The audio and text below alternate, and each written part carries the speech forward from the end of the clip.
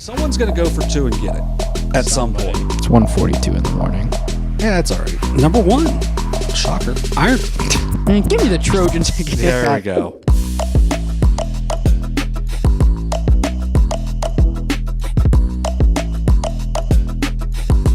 Tip Overtime, presented by Perfection One. Along with John Bruce, my name is Dewey Dailey, as we welcome you into this week's show, episode 57 here on the podcast. A lot of stuff to talk about from last week, and really, looking ahead to this week, although a limited amount of days that there are games, I think it's just mainly Monday and then Friday and Saturday. Some pretty interesting games to talk about in the limited number of days that they're being played. So should be a fun episode here on what'll eventually be Christmas Eve when this gets uploaded. Yeah, Merry Christmas. Mm. Or whatever. Whatever holiday you celebrate. Happy holidays. There you go. We're Christmas guys, but we both discovered that we both meant to wear something Christmassy, and we both remembered at the same time that we forgot. So a little embarrassing. I had a nice Home Alone Christmas sweater I was going to wear, but I'd save that for Christmas with the family on whatever day that is, Wednesday. Yeah. I had a Christmas sweater and a Santa hat I was going to wear, and You went with Virginia Tech instead. I did. Go Hokies. I just didn't do either, so. Yeah, so this was a good week last week, interesting week as well. I mean, I think we're still kind of coming off of that 14 games that we did in it was 7 days. Something like that. Yeah, so I think I'm past that. I think that's where I got sick because I've had a great weekend, but I was able to follow the games at least. Yeah, I don't think it's like biologically built in you to talk that much for that long. So I'd say doing 12 games in 2 days wasn't great. I mean, obviously I did camera / called 10 of them, but I mean, when you're doing camera, I mean, that's kind of a break time. So, and then you still got to pay attention. Yeah, but I don't have to talk. Yeah. I'm just sitting up But you got there. to pay attention, especially at Shawnee, because you're so far up that you got to zoom a good bit and whatnot. So It's a pretty good shot though of the floor, I thought. Mm-hmm. But a couple of really good games last week on stream. We'll talk about those in the respective segments. But before we get into that, if you have anything before we jump into the headlines, not a big fan of Kurt Herbstreit. He's feel like Peter has been forced into the bin role. He doesn't seem real happy with it. Like he ran away the other day. So I mean, he's very angry at Ohio. Yeah. So I mean, he's like, how could the fourth quarter of the Buckeye game the other night was just him just ranting. I just can't believe a fan base would want their coach fired after losing to their rival 4 years in a row. Like, what a bunch of I'll be the first to admit, like, Ohio State's fan base is so awful. Like, it's some of the most spoiled brat. Like, there are so many spoiled brats in Ohio State's fan base, and I'll admit that. But criticizing Ohio State fans for wanting Dave fired is such a lame argument. Well, he's lost to the last person to lose to Michigan 4 times was Cooper. And the last person to just lose to Michigan was only there for 1 year, and he's doing really good at Wisconsin right now. So, the argument that Ohio, and I guess there's some truth to it because you should probably I support the team. I'm just not a big Ryan Day fan right now. That's kind of my thing. No, I was happier though because it seemed like I think it was either the first or second touchdown. They showed like the sideline and a couple of the linemen went over and dabbed him up like Coach Day, and it was like, to me it was like, okay, the players are behind him and that's the most important thing.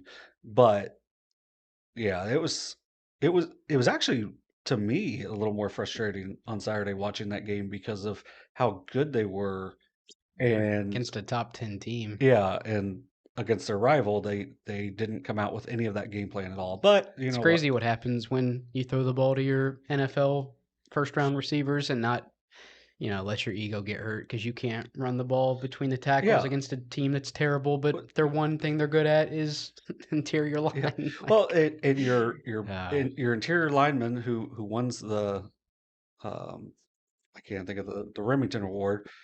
Is out for the year right before that game. McLaughlin? Yeah, right before that game, he's out, and then you still try to just run out the middle. It's like, you don't even have your best spots, but that's all. That's it. Sorry. All right, we can jump into the headlines now. Just had to get a little. We talk about high school sports 24/7. We're allowed to talk about collegiate Slightly or pro older, stuff yeah. whenever we want. Headline's pretty simple this week. There's a lot of holiday classics. So we're just going to kind of go through those. Nothing real like basketball heavy related in terms of like matchups. We're just going to kind of go through and let you know these classics are happening. And if you want to get out and watch some of these, these are a lot of, multi games for the price of one ticket deals. So, First one, switch the days. the day that the match switch the days with the matchups. Yeah. Okay, I'll just read it off like that. So, there are 4 classics we're going to go over. I'm sure there are others, but these are kind of the main ones in the area. And I will say before we get going, if you're not doing this by the timestamps, I think the Shack was doing like a Ripley thing, but like a Ripley classic or something, but I couldn't like find the schedule for it anywhere, so I left it off. But the first classic is the Pike County Classic. This has been a tip-off classic in past years, but I think they moved it back, so it's kind of a holiday classic now. But these are all at Piketon. It was at Eastern last year, so it's at Piketon this Friday and Saturday. On Friday, 6 p.m. Huntington and Western, and then 7:30 is Eastern and Piketon. And then on Saturday, 6 p.m. Huntington and Eastern, and 7:30 Western and Piketon. So those are the matchups I was for wrong. this year's classic. I'm Were you sorry. wrong? Yeah, Yeah, I I thought was you were wrong wrong. because I thought I had it right. God, come on, man. You're just. I told you I've been sick. I've been I tired. thought I had it right out. Okay, so Yeah. scratch that. We'll just start over. So if you're watching from the timestamps, this is where it'll throw you in at. So for the Pike County Classic this year, it's all at Piketon. Last year was at Eastern. On Friday, 6 p.m., Huntington and Eastern play, and then the 7:30 slot, and these are all boys games. And the 7:30 slot, Western and Piketon. And then on Saturday at 6 p.m., Huntington and Western, and 7:30 Eastern and Piketon. So it's pretty much just the 2 SVC schools versus the 2 SOC2 schools, and they're all non-conference matchups. So there's no Huntington versus Piketon or Western versus Eastern. So it's not a championship format, No. but it's you're getting 2 games, and so that's why it's just a classic instead of a tournament. They used to do a really cool one, the Pike County like holiday classic over at Waverly, Yeah. and for whatever reason, a few years ago it went away. Our first game that we did Yeah, it was together was Gallion, actually Unioto, and then Upper Arlington and Waverly. yeah, was actually at the Waverly holiday event down there. So it's nice that they were able to adjust and get to some kind of like programs together. So first year it started at Huntington, so I would guess next year it will be at Western, and then hopefully they keep it going after that. So I think it was like the way Thanksgiving fell was so late this year. I think that's why they pushed it back. But yeah, I think there's some good matchups here. I think the crowd on the second night, Eastern and Piketon, could be really electric as well. So I think those are, yeah, it should be some fun matchups for sure. Yeah, we were down there last year. I think we were down there for day 1, I believe, because it Yes. was Huntington. But whatever day it was Huntington and Western, and then Piketon Yeah. and Eastern. I think the Huntington Western game was okay, but the Piketon Eastern game wasn't. Yeah, it was like the the most first one was like competitive. 62-56. Calvin Manson went Yeah. crazy that game. It's probably his best game of the year, if I Mhm. had to guess. But yeah, for those games, the big thing is going to be just there's really good coaching amongst the 4 Yeah. teams. So I think that it will make some interesting matchups, and that's kind of what you always saw in that Waverly Holiday Classic was that the coaches were really matched up, and you can get some rivalries going, and this could build some rivalries amongst these teams that don't necessarily play every year. This is one of the few. I think I could name every. So it's Doug Williams at Western, Rick Urick at Huntington, and then what is Leist's first name? It's not. There's so many. It's not Neil, is it? Ethan Leist. Man, there's been so many like players Yeah. and coaches. I struggle sometimes, and then obviously is it Kyle Miller at Yes. Piketon? So I've been learning my coaches' names. I'm starting to get them into my head. Well, we cover what 68 schools, and then boys and girls. boys so and it's girls. like So 136 or something like that. sure, I don't know. I'm not gonna. Yeah, because Yeah, 60 and 60 is 120, and then 8 plus 8 is 16. let's go. 136. Yeah. There you go. So yeah, so it's a lot. Sometimes we have to think a little bit harder on some of that stuff because we do cover a whole lot of the area. But I think that's something where if you don't know, just be honest. So you did a good job there. All right. The second classic we're going to talk about the inaugural Brad Morris Classic. This is more or less a pick-away county classic between 14. Well, actually, I think it's only between three. No, it is between No, four 4. schools. This is a boys and girls classic. So there's a lot of matchups. So just going to have to stick with me as we go through which ones are boys and which ones are girls matchups. This one's a bit interesting. So it's a Friday, Saturday classic, but Friday it's at Westfall. Saturday it's at Logan Elm. So really both days in pretty small gymnasiums. So Friday at Westfall, 3 p.m. It's Teays Valley and Logan Elm girls. 4:30 Teays Valley, Logan Elm boys. 6 p.m. Westfall Circleville girls, and 7:30 Westfall and Circleville boys. And then Saturday at Logan Elm, 3 p.m. Circleville and Teays Valley boys. That should be an interesting one with Nungester kind of having his. Is it called? I don't really know if it's called a revenge game when like you're the one that left. Yeah, I think a revenge game is more if like you get cut or traded. And then 4:30 Circleville and Teays girls, and then 6 p.m. Logan Elm and Westfall boys, and then 7:30 Logan Elm and Westfall girls. So you can see the format. Obviously, it's the same matchups each day. It's just the girls and boys in each of those matchups are the same. So I think the best girls matchup would have been, I don't know. Teays Valley didn't look too bad the other day against Menford, but you kind of wanted to see that Logan Elm and Circleville matchup. Girls, I feel that would have been a fun one to watch. Well, I think they're going to avoid that one. Well, you can see in all these classics, the conference games are avoided. So I think with Teays now being out of the MSL, that made this more doable, because then you're not worried about playing a third time. Now, this is the Brad Morris Classic. Brad was a great sports writer for the Circleville Herald for a long time, passed away recently. Did my first ever interview with him after this is my second career win. Yeah, out of 2. So out of my second career win, 2-1 or 3-1. I'm 3-1. I forgot. Won a soccer game too as the varsity coach. But my second career win, he was there, did an interview, and like it was just like, he remembered everything. He didn't even have to write it down. He was so good at his job. And he really cared about the kids in Pickaway County. We lost him too soon, but this is going to raise some money for some of those kids in Pickaway County. So it's a really good cause. So if you're in the area, make sure you get out to one or both of those days. Then the third classic, we'll talk about the Spartan Classic this Friday and Saturday at the Alley at Alexander High School. If you've never been there, pretty cool gym. I think my favorite part about it is how the scoreboard's kind of like hanging off the rafters or whatever. I've never been there in person, but I've seen pictures and it looks really cool. So Friday, and these are all area team games. Friday at 7:30 p.m., Federal Hawking and Crooksville. Have you seen Federal Hawking this year? Are they up or down compared to last year? Down, but I don't think they'll be down real long. They have a good Division coach. 6, I'm guessing. Yeah, I believe so. I think they just won their first game the other day. But when you lose, players like Cottrell, Earhart, like you lose some really big time players. So, it's just going to take a little bit of time. This might be a winnable game. Crooksville just put it on Alexander the other day there, so we'll kind of see. And then on Saturday, the big heap of games, the noon game, Nelsonville, and these are all boys games. At 12 p.m. noon, Nelsonville, York, and Portsmouth West. 1:45, Athens and Trimble. 3:30, Logan and Waverly. 5:15, Fairland and Fairland and Warren. That should be a fun one.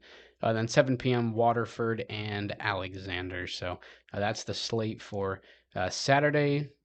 I hope somebody's streaming this because that Fairland and Warren game would be a fun one. Yeah, there's two games to me that stand out as Nelsonville and West. After watching both of those teams, I think they both like to get up and down the court, and they both can shoot it a little bit. Should be a fun one there.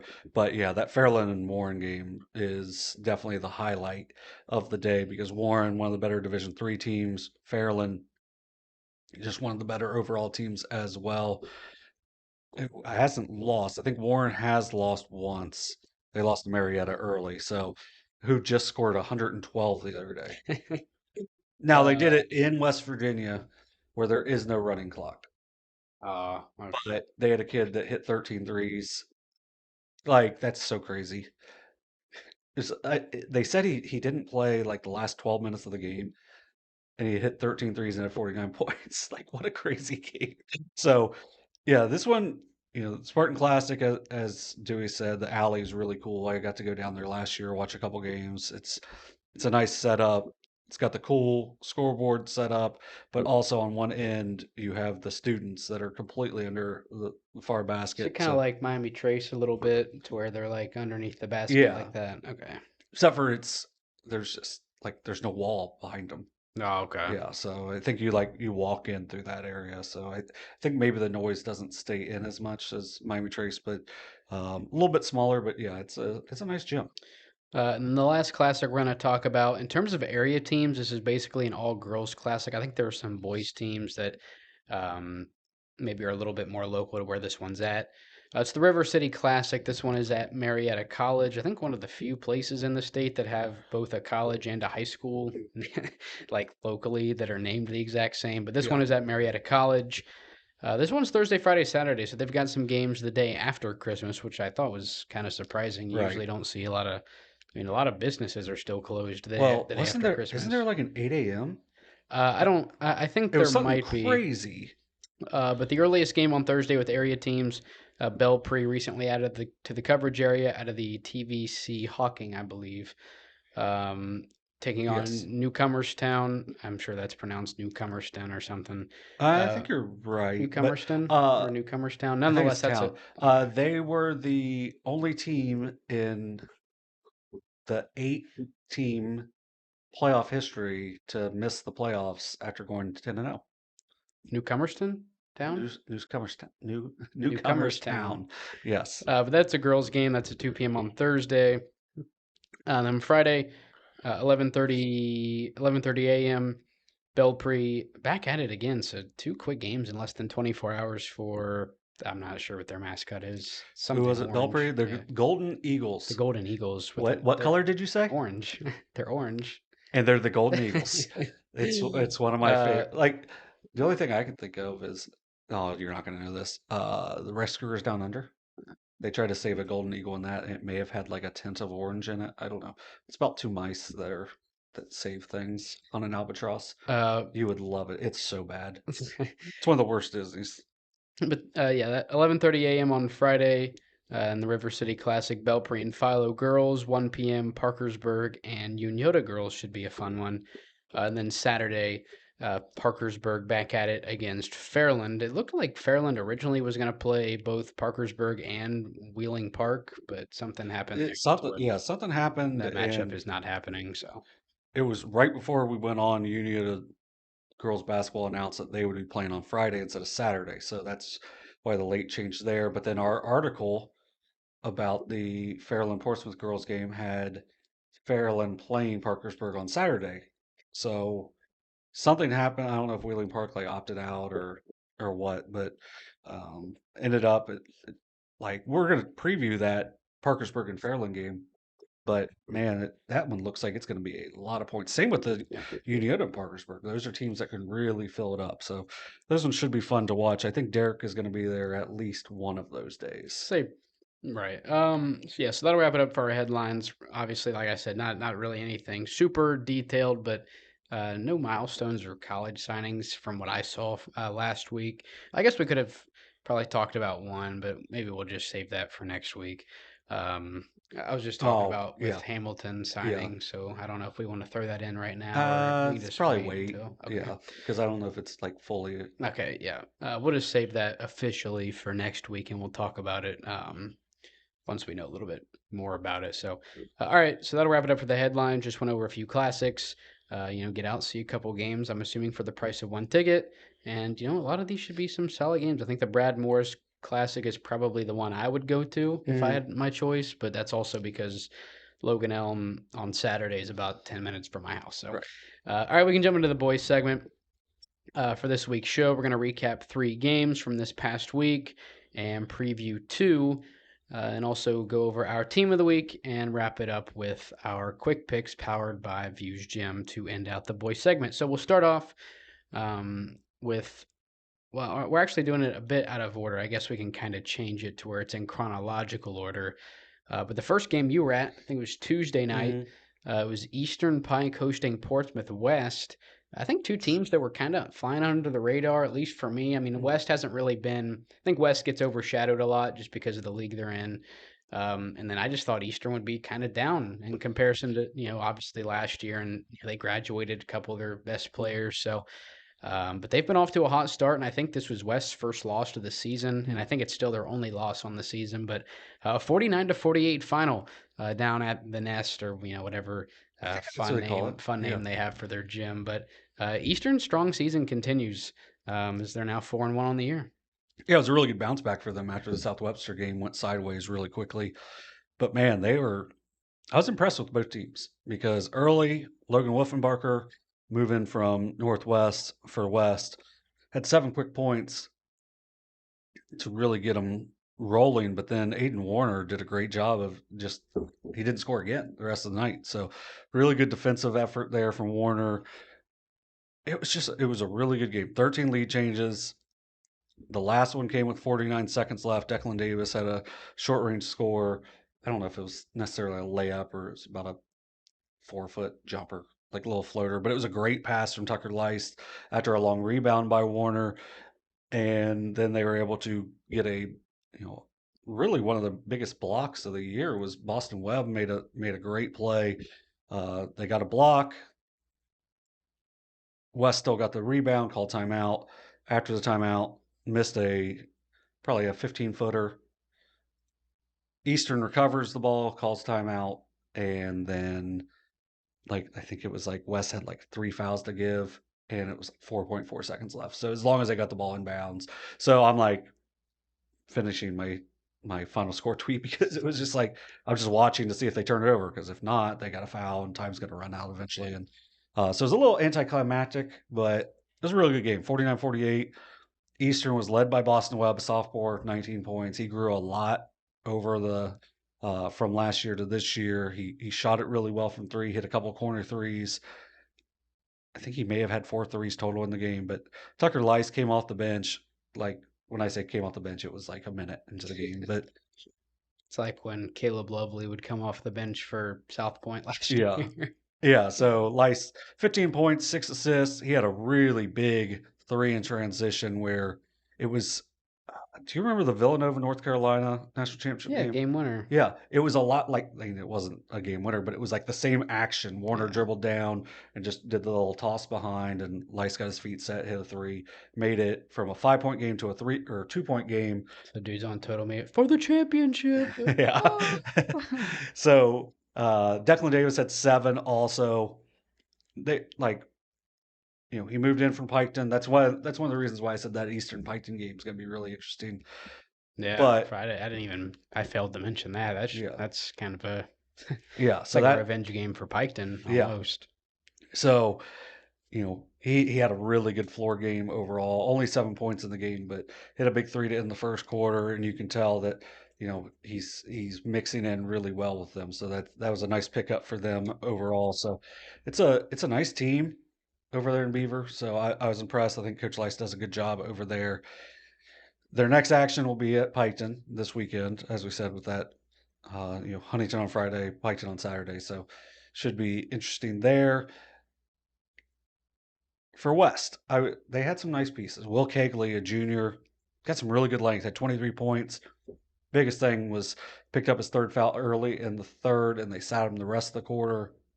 I don't think he picked up another one when he came back in the 4th. So he might have been one of the ones that fouled at the very end. But he had 23 points. He really carried them for a long time in the game.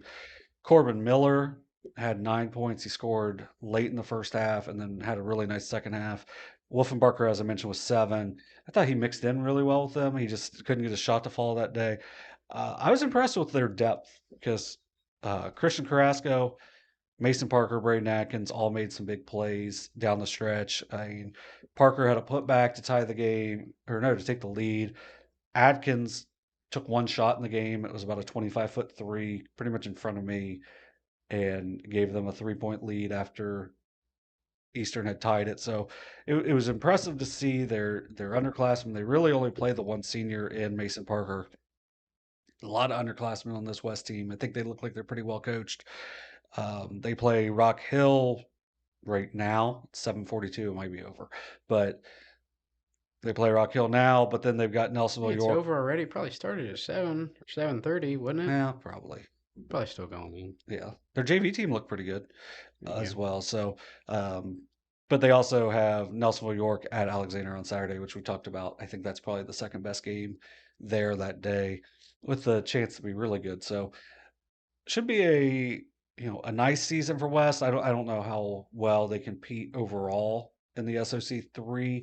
It's a very tough league because really, you have a Waverly team that finally got in the win column, which to me is all they needed, because it's almost like you just kind of need to see a shot go in. 1-2 in a row.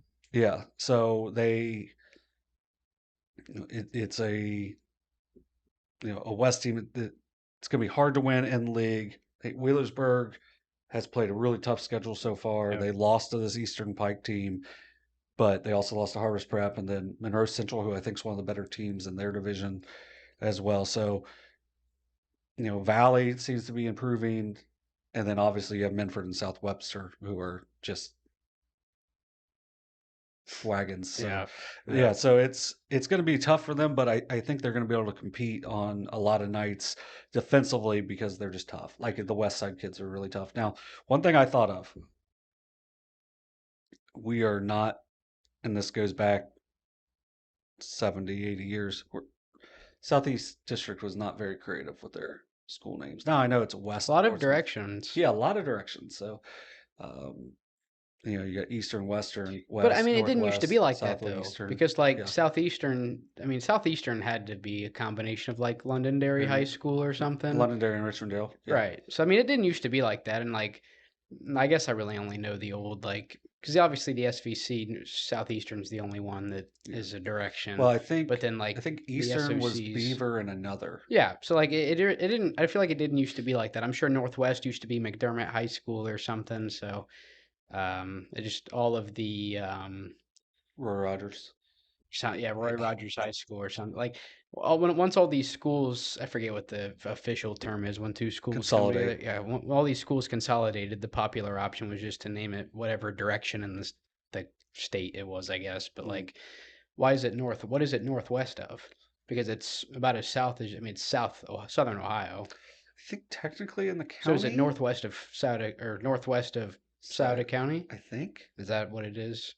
I think so, but because is southeastern Ross County? Yes. Okay, so maybe that's where we're going. Which makes sense on when they would call it Southeastern Ross. Right. I would always see like Northwest Portsmouth. Well, and like Eastern is typically called Eastern Pike. I mean, it's Eastern Pike County. Now, is Western on the west side of Pike County? I reckon. It must be. I mean, it makes sense, but it's still not creative. Right. No, I get it. Let's have some fun. Trivia question for you. What two... Oh, boy. I just thought of this while we were sitting here. And there's probably more, but I'm just going to say in the last 5 years, there have been two former Piketon basketball players that have played for a different team at Piketon against a team that isn't Piketon. And after Friday, who will those two be? You need me to repeat it because it was kind of wordy. So, two former Piketon basketball players that transferred schools and played a non-Piketon team at Piketon. There's two. Oh, yes, yes. I don't think it's my header anymore. Where like I was jumping in the air when Deshaun made his layup, but it'd be Isaac Little. There you go. Playing Gaia Academy. Okay. And then Declan Davis playing Huntington. Or Western, whoever, Pike or Huntington. There you go. Yeah. There's your trivia for the day. I just thought of that. That was pretty good. I know. I thought maybe we'll use that. Like I had to think about it. I was like, wait. Oh, I was coaching then. I'm sure that's where in the Studio 33 I'd be pointing at the district championship medal because I got it there. Oh, is that what that one's from? Mm-hmm. Yeah, I feel like that's a pretty good trivia question. I feel like the two former Piketon players that transferred out played non-Piketon teams at Piketon, and that's not true yet, but it will be after Friday, obviously after Eastern plays. Huntington. So like Isaac was a good kid too, but like Declan I can tell is a good kid, so I hope they treat him better than they treated Isaac because that wasn't a very friendly. That was like a LeBron and coming back to the Cleveland thing. That was bad. Maybe they'll treat him. It would have been nice if we could have won that first one because we won the next 2 years, but Yeah, that first trip back down to Pike wasn't the smoothest. Lost in overtime. And Somebody that I'm related to is ready to fight the entire gymnasium. All right, we can move on to the next game we're going to talk about. Speaking of Isaac Little and speaking of the SVC, a big one. I think this has kind of been dubbed. I've heard some people say like the Saddle River Shootout or like the Saddle River Shootout. I think that's a pretty cool, creative name for this matchup. Nonetheless, it's Unioto and Zane Trace, the Shermans, taking round one here in the 2024-25 season by 12 points, 48-36, the final last Friday. And Unioto winning creates a three-way tie atop the SVC with both Unioto and Zane Trace, along with Westfall, who's 5-1, their lone loss. And the conference was to Zane Trace. Obviously, they beat Unioto at the Dome by I think three was the final. So one more game for all the conference teams. Or no, I guess they are. Or no, yeah, each team still has one more game in league play. But I think Westfall, Zane Trace, and Unioto are all gonna probably win going into the second trip around the league. Yeah, Westfall just finished with each team's played Southeastern, and I think they're probably the next best. Yeah. Paint Valley's playing pretty well. I think it's some good. I mean, Carson Free and Braylon Robertson. I mean, those are two pretty good athletes. Yeah, so. Not bad at all. So I mean, those are two for football down there. I mean, that's your all-time leading rusher and receiver. So I mean, I feel like they're a team late in the year. You're probably not going to. They got to be D7. They 6? Probably 6. Okay. Which I mean, that's better than being with South Webster and Fairfield. That is true. But in the game, like I said, a 12-point win for Unioto. They're now 5-2, 5-1 in league play. The junior Jackson Zickafoos, and really, if you saw it in person or watched it on stream, wasn't the prettiest game. Obviously for Zane Trace, Landon Jarrell wasn't out there. Look for him in their next matchup in Kenny Kinnick. I'm not sure if Cohen Larson will be back. His injury looks a little more severe long than term. Yeah, Landon Jarrell's is. Like Landon was shooting in the pregame at least. It looks like Cohen Larson was still on his whatever it is. It's like a foot injury or whatever, and he's still on like one of the little one-leg scooter things. But Unioto, led by Jackson Zickafoos with 11 points, had a really sweet behind-the-back pass. I think in the fourth quarter, Derek got a pretty good picture of that. Blake Hoops, another good night, 10 points, 8 rebounds, 5 assists, and 5 steals. Really filled up the stat sheet. KB Perkins really in limited minutes, 10 points and 7 rebounds. And really, I mean, obviously this ends up being a 12-point game, but it really wasn't like that. I think Zane Trace was leading going into the fourth quarter. Yeah, too. And a big part of that was, the way they were able to limit the effectiveness of Blake Fitch. Now, he finishes with 7. I think 5 of those were on free throws. Yeah. And I think at least 3 of those 5 free throws came in the last minute. It was all in the last minute. 30, right. So, I mean, Fitch really 2 points in the meaningful parts. Obviously, those free throws are meaningful because that extends your lead. But outside of when Zane Trace is fouling in the last 1 to 2 minutes, Fitch was held in check fairly well. Now, he did get into foul trouble late in the second half, but even without that, I mean, just not able to knock down his shots. And it felt like Zane Trace kind of forced the ball out of his hands and made guys like Zickafoos and Hoops do the majority of the scoring for Unioto. Well, one of the things that I thought they did well, they put some length on him. So where his turnaround jumper is so nice. If you can figure out which shoulder he's going to roll to, you can at least try to force him to change the elevation of the shot. And I think that happened a little bit. But the fourth foul was kind of set up by something that Union had an issue with the entire game, was a missed layup. They missed a layup, and on a loose ball, he ends up. It was kind of a 50-50 on who the call was going to be against. They called it against Fitch. He ends up having to sit, but they ended up coming alive.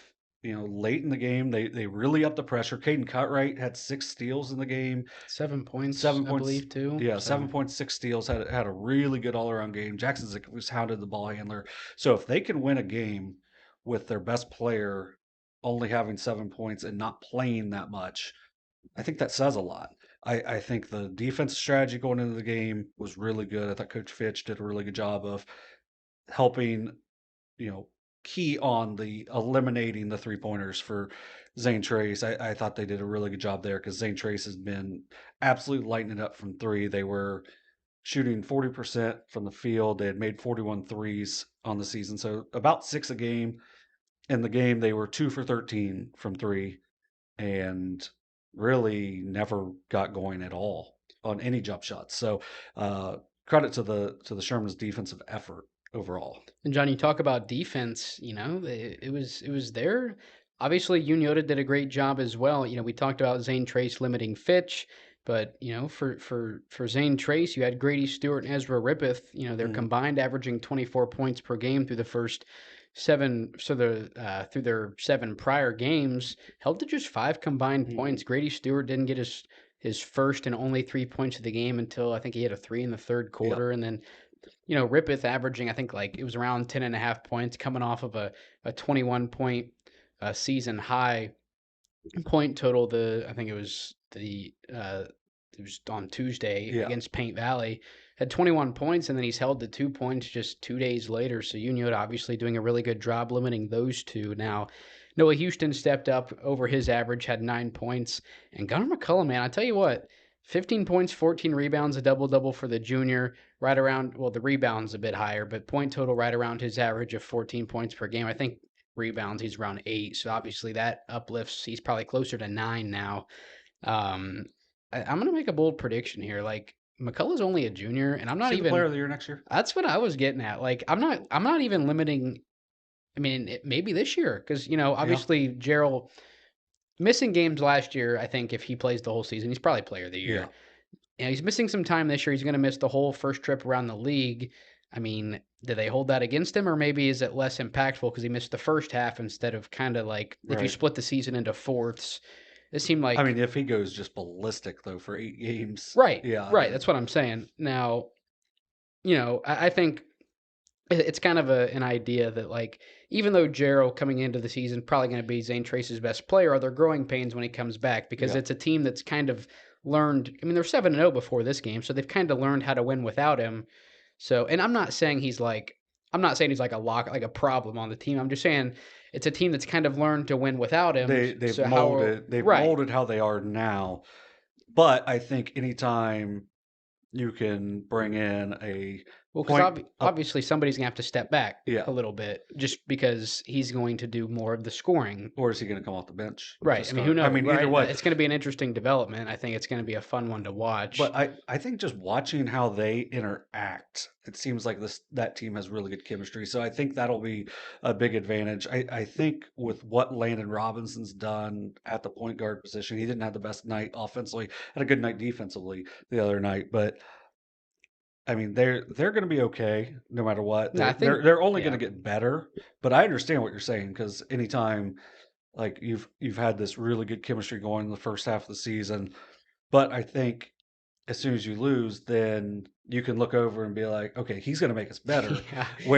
If they start 9-0, 10-0, then he comes back, there might be somebody being like, well, I'm not going to. Why should I go to the bench? Well, and to their credit, we're 10-0. They had a gauntlet. Like, if they went undefeated this week, they would have been the team of the week. I mean, they had to play Unioto and Miami Trace both. Well, I guess Miami Trace was at home, but they had to go to Unioto, and then anytime you had to play Miami Trace, it's going to be tough. But I think not Rippeth. Sorry, I think Gerald might be just such a good kid and such a good leader that maybe that idea isn't even present there, obviously. Because I feel like most of that team, outside of McCullough, Stewart, and Rippeth, some of these guys that are playing are, guys that maybe played JV last year and looked up to him. So I think maybe the transition might be a little smoother than some people may be thinking. But before we move on, I do want to talk about McCullough a little bit, because we kind of got into it before we kind of started ranting about Gerald coming back. Like, I think he's a first team, and it's early to be making these calls. But I mean, the way he's playing, like, I think he's a first team all league selection this year. And I mean, he's close to averaging a double-double this year. I mean, you wouldn't be surprised if he did it next year. I mean, if you average a double-double and if you're like 15-10, like, I feel like you get player of the year with those numbers. He's not the biggest guy. He's just got such a good motor. And that's what, to me, makes it impressive. And now I know Perkins was coming off an illness, so didn't fully have his legs. But anytime you can double up his rebounds, that just shows what your motor is, because KB Perkins is one of the better rebounders in the entire Southeast District. So, yeah, it was an interesting game. It was a lot closer than the 12 points. It wasn't that bad. Yeah, I would say it was probably close to 4-6. Unioto went through a big dry spell, and then they were able to start turning over Zane Trace, and that's what helped get them going.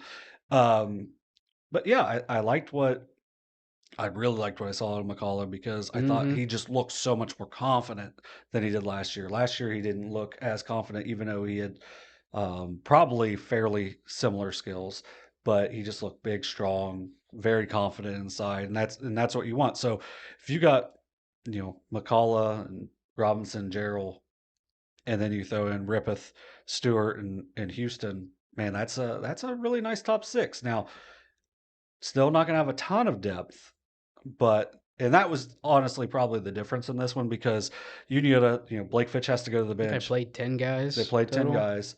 Blake Fitch goes to the bench. David Long comes in and really plays his biggest minutes of his varsity career. Plays just outstanding for about 4 minutes while Knocked down a Unioto, three, too. One yeah, of the 4-3. yeah, One of the two Unioto threes made the entire game, and the first one was like 3 minutes in. So, yeah.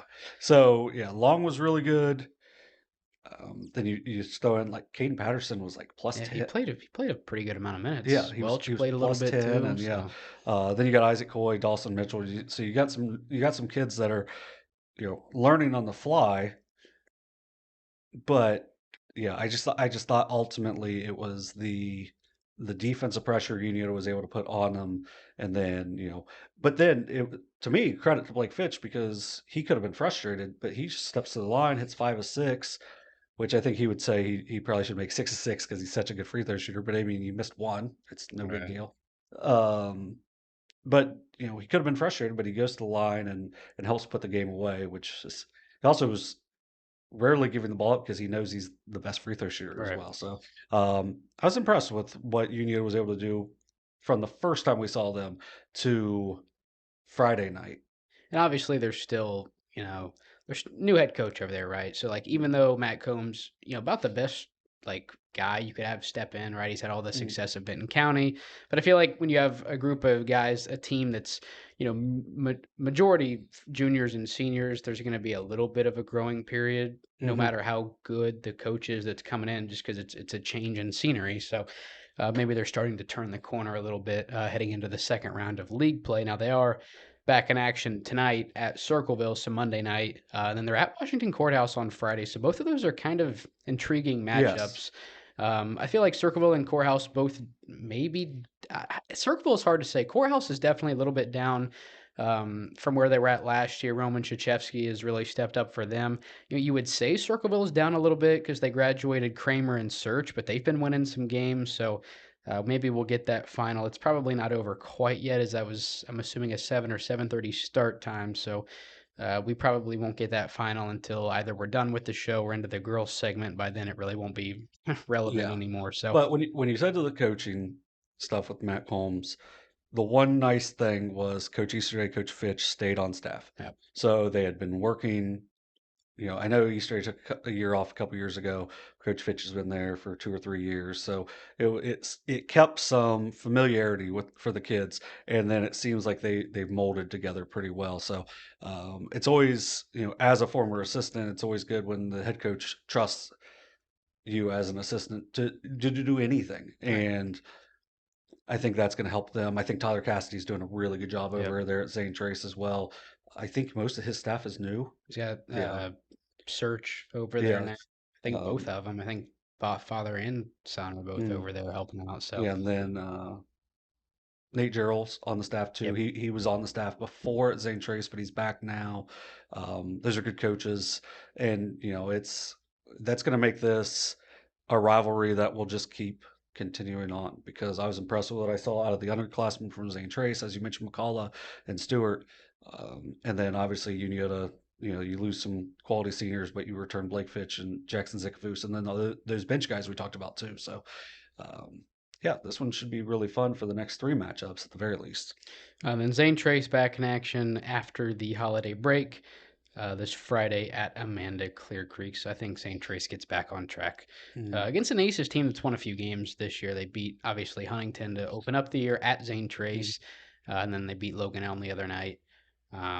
Logan Elm's been a little bit injury riddled. We're not going to really talk about them in the episode, but just figured I'd throw that out there a little right. bit. So all right, we can move on to our last game recap. A big one out of the Shack 2. I put them both down as Shack 1 teams, but these are two teams out of the Shack 2.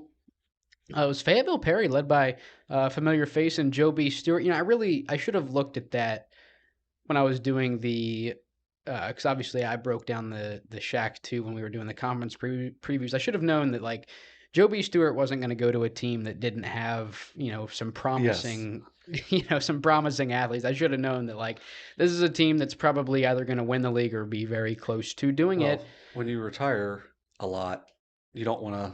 Right, you're not you don't gonna- want to rebuild. Right, you're going where the talent is, and I think as of right now, with the tiebreaker, Fayetteville-Perry technically in first place in the Shack 2 is they're able to take down a really, really good Fairfield team. Obviously, kind of a rebound year for them as they graduated a lot last year, but they've got a really, really strong sophomore class along with senior Logan McIntosh. Now, Fayetteville-Perry gets the 51-47 win on the road over Fairfield. Fairfield, it was their first loss of the season. They're 5-1, 4-1 in Shack 2 play. Fayetteville-Perry, a little less overall at 4-3, but also 4-1 in Shack play.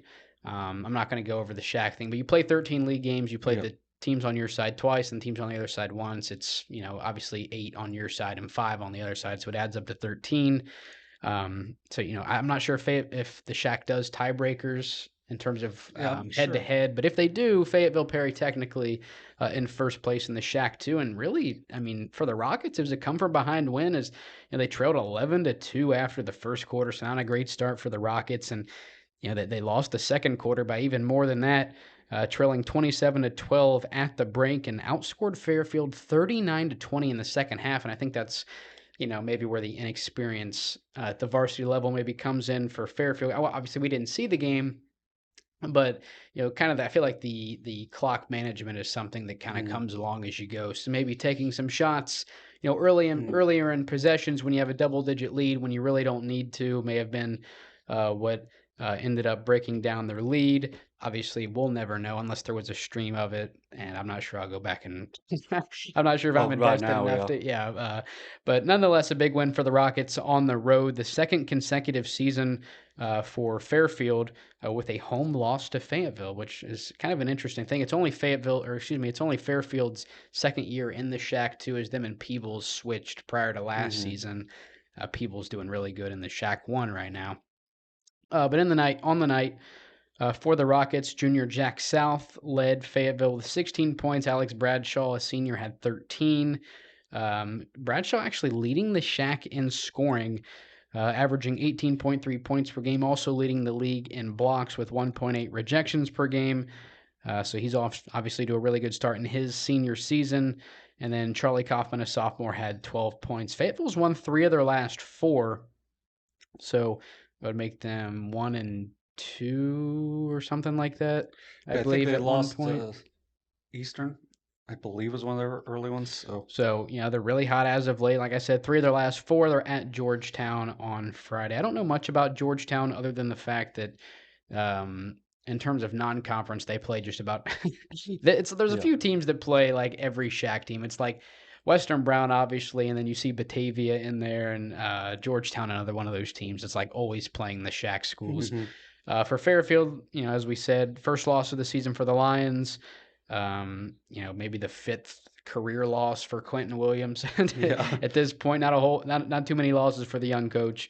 And on the night, your guys that score, 47 points isn't a bad total. Right. You got beat by 4, and that's what happens. And, scoring, it was a lot of the same stuff and really not bad in the box score for the Lions. Brody Smith, who I think just from seeing him play once, has the potential to just, maybe once he develops more of an inside game, we saw him light it up from downtown. But he had 19 points in the loss. Griffin Friend had 13. Both of those guys are sophomores. And then senior Logan McIntosh had 10. So, for Fairfield, I think, I've heard Quentin Williams talk. I think it was the first time he called into the show. He said their goal each night is to hold a team to 40 points or less. So it's just one of those things where if you accomplish your goal, you win the game by 7 points. So, it kind of sets up an interesting rematch the next time around in Fayetteville. And Fayetteville, first year in the Southeast District, so maybe we'll see a little bit of them. I can't imagine they're anything higher than D7. They are D7. So, maybe, and that's with Fairfield being D7 too, that could be a potential district final rematch if the seeds align. But we'll focus now on the rematch. I didn't write down the date, but that'll be in Fayetteville, and Drive down Route 50 and just keep driving. that's You'll a pretty eventually that's run a into pretty it. far trip. I'd say that, They did. You might not know this. Godfather's Pizza. yeah, it used to be in Chillicothe. Yeah, Just where the they had one. Not, I don't think they do anymore. But I was just driving down, and Fayetteville. it was like a gas station pizza for Godfather's. It's where that Family Health place was, I think. Yeah. Next to the Ohio Health thing now that used to be Office Max. Yeah. There you go. Yeah, Ohio Health. Office Health Medical, Yeah. whatever it's called, medical Yeah, offices. don't go there. Go to Ohio Health. Yeah. So, but yeah, so that was a nice win for Fayetteville. That was a kind of a make or break game because I'm not sure Fairfield's going to lose a whole lot. So if you No, get but if you get 2 games behind them, then it's a lot tougher to come back. But if you're even, then it's kind of where that dynamic of, Fairfield hasn't played North Adams or Eastern Brown yet, and you're going to have to play them twice. Obviously, Fayetteville will have to as well. I'm assuming Fayetteville has already played one of them because they do Yeah, I have one believe it Shack was loss. Eastern, So I'm yeah. guessing they lost to one of them. But I think the winner of the Shack 2 probably going to have 2, maybe 3 league losses when right. it's Which, all I said mean, and done. that's the smaller division, so the Right. smaller schools. So And for Fairfield, they take on East Clinton this Saturday.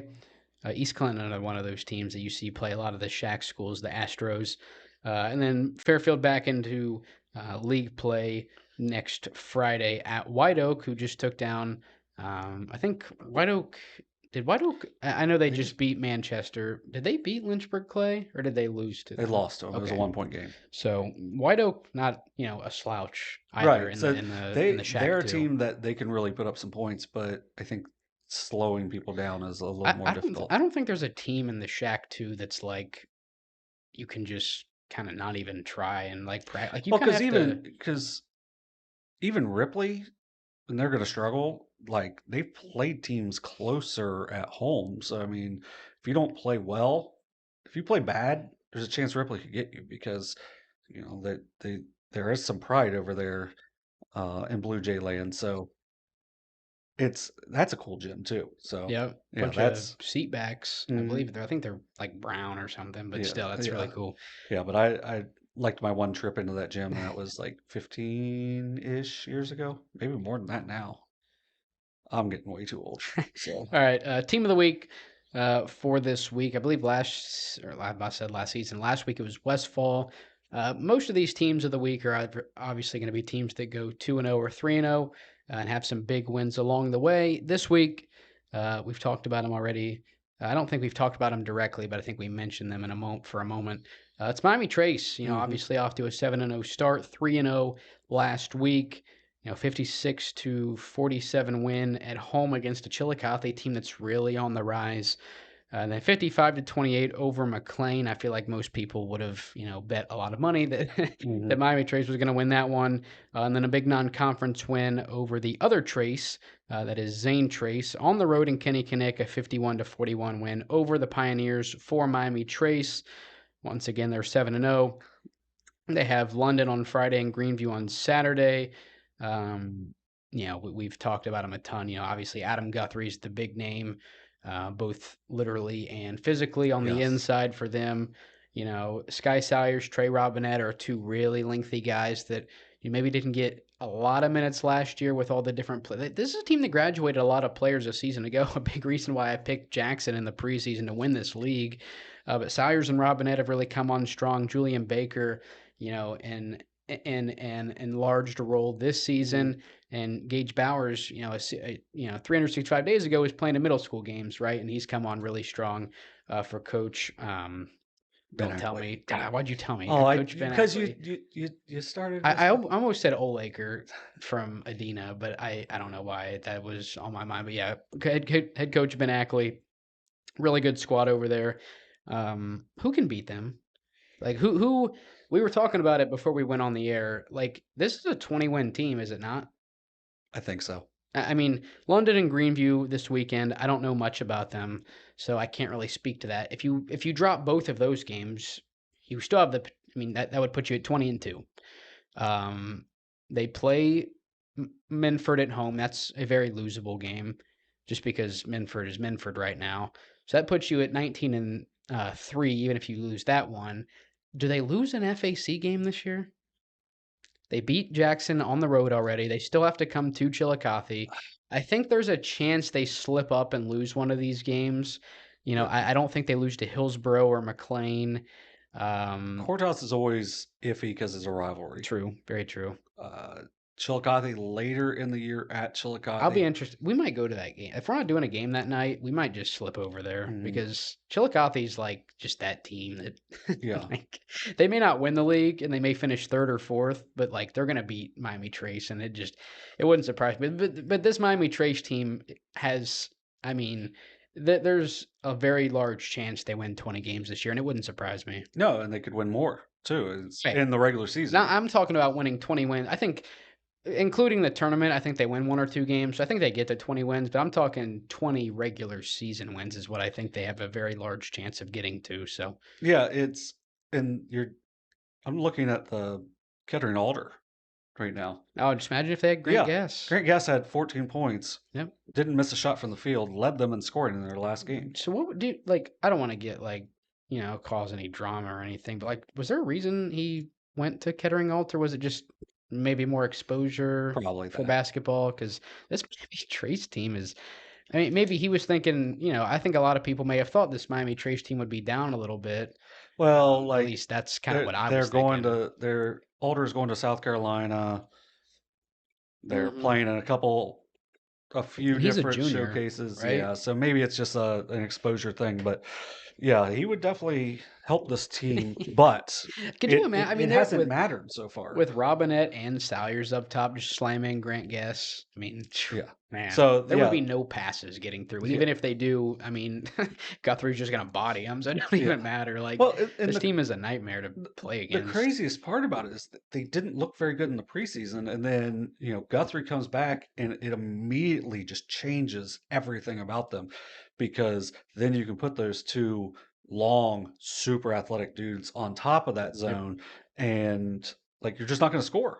Like you just can't score against them because they are very active. They have I guess 6 points is moderately close because it's 2 possessions, but they haven't really been tested much. Should they beat by 6? Logan Elm. Oh, yeah, man. Logan Elm has been a very funny. Yeah. Kind of the same as last year. Logan Elm, who's 1-7, and their plus minus on the season is minus 13 because they won their one game by so much. But and it was Courthouse, who's won some games lately. Yeah, Courthouse is pretty good. So yeah, it's a very good team. I think they're really well coached. I think they've got the right attitude, the right toughness. I think you see the success that they've had overall on the football field kind of carries over. Like for me, it's like kind of like Jackson. Like Jackson, I think Coach Morrow has done a really good job of like incorporating what they've used in football over the last few years, and it's just made them like just tougher overall, and it just makes it a team you don't really want to play against. This Miami Trace team is a team you don't want to play against because if you double, triple down on Guthrie, you just got guys on the outside that can score it, that can really shoot it. Guthrie does a really good job of passing from the post, and if you try to single man them, like you're not going to stop them. You just got to hope that you hit them, and they don't call it. We'll have to get and he somehow doesn't just outpower you for the rim. We'll have to get up there on February 11th when Minford comes to town. Good chance Miami Trace could be undefeated by then, and who knows, maybe Minford is too. Maybe it's 20-0 versus 20-0. Yeah, that's come that point in the year. So yeah, they both got a couple of tough matchups before that, but it should be. Yep. Yeah, that one I think might be the game of the year in the district, especially across district division level. That's a far trip. I mean, that's through, obviously Fayette County is kind of northwest, but I mean, to go from Sauter County there, you got to go through like 3 other. I mean, obviously, I'm guessing you go through Pike and Ross, and I'm Pickaway. Maybe I'm kind of, I don't know what's to the left. You probably just hit 35. Is Fayetteville? Is Fayette County like directly to the left of Pike County, or sorry, of Pickaway County, or is it like a few over? So like diagonally. It's directly, but it's not super easy to get there. It's like whatever. Wait, it's not big enough. It's not as big as our old Ohio outline. Yeah, but if they come up and then come up 30. Yeah. So yeah, it's probably not terrible. So they might go through Highland County maybe to get there. No? That'd just be they'd come On up the left side of Ross. Pike to Ross, come up 23 and hit 35, and just keep going up on 35 until you get to Palmer Road. Probably not the best way to get there. That's the way It's a long trip. that's the way I've known forever. But yeah, that'll be a good one. Well, I think Couple months away. I might just go ahead and call and get that one locked in, just so we are guaranteed a spot there. All right, we can jump into our previews for this week. Both of these games will be live streamed on the YouTube channel. Obviously, limited games this week. A lot of the classics. We talked about going to a couple different ones: the Pike County Classic, the inaugural Brad Morris Classic. But we ultimately decided we're going to do 2 games, Friday, Saturday, and just on single days. I think the quality of the streams are usually a little better when we're only doing one at a time. Although I don't more energy. Yeah, but I don't think doing 2 games in one day is really all that bad. So the first game we're going to talk about is one we opened with a season ago, and it was, I almost said in Londonderry, on the outskirts of Ross. Don't say that. On the outskirts of Chillicothe, in whatever Panther Town at the Larry Jordan Gymnasium. Southeastern at Waverly this year. A season ago it was a 51-48 overtime win for Waverly. It was presented by Perfection Plus. Perfection Plus. Overtime. Perfection 1. Ah, Perfection Plus is a thing, though. It is. It's right across from Chillicothe. I drove past it coming here. Anyway, he's not a company man. Nonetheless, it was both teams' season opener last year. Obviously, Waverly got off to a really good start under head coach Kyle Bradley. The Southeastern team is off to one of their better starts the last few years. 7-3, 3-3 in league play, so they're 4-0 outside of the conference. And their 3 losses are to the 3 teams that are all 5-1 in the SVC, and Unioto, Zane, Trace, and Westfall. Now, for Southeastern, it like I said, there hasn't been a lot of success for them as of late. Now, they did go, what did we say it was, like 5-17 in the regular season in 2016-17 and won a Division 4. It was Division 3. Division 3 district title, which is even crazier. So they do have district gold in the last decade. However, they haven't had a winning season since the 2014-15 season. They went 13-11 that year. Now, they haven't had a double-digit win season for 6 straight years. So obviously, Alley? What is his first name? Brian Alley, seemingly turning things around over at the Larry Jordan Gymnasium. Off to a 7-3 start. You think about guys like Lane Williams. He's a senior. He was the highest rated player in terms of all league selections from a season ago. He was. They didn't have any first teamers, and they had 1 second-team selection, and it was Lane Williams as a junior, not a junior. Close. As a junior, Lane Williams was could have been a junior too. All SVC maybe born in June selection. And then honorable mentions from a season ago: senior Carter Fisher and junior Brevin Strasbaugh. Those have been 2 really impactful players for head coach Alley this season. Like I said, for Southeastern 4-0 in non-conference play, it's a Waverly team that, they struggled to start the year, but they've been a little bit hotter as of late. They started off 0-3. They've won their last 2 against Northwest and Eastern Megs. Some of the guys, and it's one of those teams, I guess you could kind of compare them to Fairfield in the sense that they have, a senior or 2. I know Fairfield really only has McIntosh, but it's a lot of sophomores and 1 freshman. Cage Alexander, dual sport athlete. I think actually a 3-sport. I think he plays really baseball in the spring as well. But it's a really sophomore-heavy class, similar to Fairfield. You have the Myers twins, Gunner and Sawyer, and then you have Tegan Hurt, Landon Russell. Obviously, you graduate. What was Nybert's name? Caden Nybert. I think I'm not sure if it's his brother or what, but I think there is a Nybert still on the team, who I believe is also a sophomore now. But then you have Cade Carroll, Eli Hobbs are seniors on this team. Obviously, the seniors on this year's team, the last from, I'm not sure if they sat on the bench, but the last that could have had anything to do with that Final Four run for Waverly a few years back. So it's a lot of inexperience at the varsity level.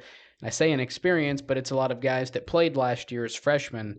And obviously Carroll and Hobbs have been around the team for a few years now. So it's a Waverly team that's a year older. I think a lot of people maybe expected them. What'd they win last year? 6 or 7 games? Or was it a few more than that? I know they It might have won. been 8. I know they won one game a I think it season was a couple years like ago. 8-16, and they had lost like 13 of their last 14. But it's a lot of young guys from a season ago. I think a lot of people expected this team to take a step forward this year. Not to say they can't do that. Didn't start the year on the best footing, obviously going 0-3, but under head coach Cal Bradley, maybe they've turned a corner once again, winning their last 2 matches against Northwest and Eastern Meg. So I think that it's a very underrated matchup. I feel at the CD Hawhey Court down at the downtown gymnasium this Friday night. Yeah, it should be a really fun one because, as you said, it's one team. It seems to be on their way to their best season in quite some time, and the other one is so young, and you're just bound to see some really big glimpses of what's to come for them.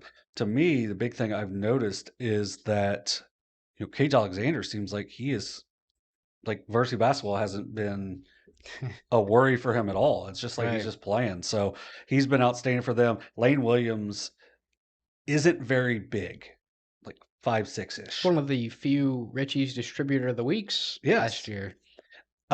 He is very, very active. Put that in my game Yeah, notes. very active with his hands. He's very quick with the ball. He can do a whole lot of things. That'll be a really fun matchup, a senior versus a freshman. Senior that's played since he was a freshman against a freshman that will have played Right, 4 kind of a years. passing. Obviously, these two teams, before last year, I'd say don't play each other a whole lot because they're not in the same conference, they're Mhm. not in the same division, they're not even in the same county. So it's probably after this year, they're probably not going to play for a little bit unless they have maybe a contract worked out where they're going to start playing. But obviously, I don't think Waverly 4 years ago would have really wanted to mess around Right. with Southeastern because I think, obviously Waverly is playing for regional titles and Southeastern, as of late, just trying to win 10 games in a season. But I think they're on a lot more of comparable level now. Southeastern maybe even a little bit higher on the totem Mhm. pole than Waverly as it stands. So, Yeah, I'm excited to get. It's always a great. It's always a. I don't know why I was reading that. It's always a great opportunity when we get to go do a game at the Waverly Downtown Gymnasium. It's one of the better, maybe the best venue Yeah. in the Southeast District. I mean, there's not too many that compare. I mean, you have the two levels on both sides. If you're broadcasting the game, you can either go way up top, which I don't like to do, but some people do it and get the crow's nest view, or you can be down on the floor and broadcast it that way. So there's a lot of options. Bo Arnott does a really good job running everything. He's a board member for the Southeast District Athletic Board. So he does a really good job hosting people. Obviously, that's a place that hosts, for as long as I've been in SOSA, they host the Division III. Well, what was the Division III Mhm. girls basketball district tournament. I'm guessing it'll be Division V Yeah, they're this year because that's kind of where a lot of our D3 teams have Mhm. fallen. So excited to get back down there on Friday. Yeah, it should be a fun one for sure. This Waverly team, I think for Waverly fans, you just got to keep being patient because it's a freshman point guard, as we mentioned, and then a bunch of sophomores, a couple seniors that contribute, but for the most part, it's still a really young team. So any step forward is probably going to come after Christmas, and this is their first game after Christmas, so that this could be the first step forward. If you can continue to 3-3, you're feeling good into the new year. But a loss here wouldn't be terrible because this is a pretty good Southeastern team. They've Right. lost to the top 3 teams in the SVC, really competitive with Westfall. Yeah. They were competitive for about 3 quarters against St. Trace. The Unioto game got out of touch quick, but that was I don't think I've ever seen them that fired up as they were that game. So Was that right after the Westfall game? It was wasn't. no, it was before.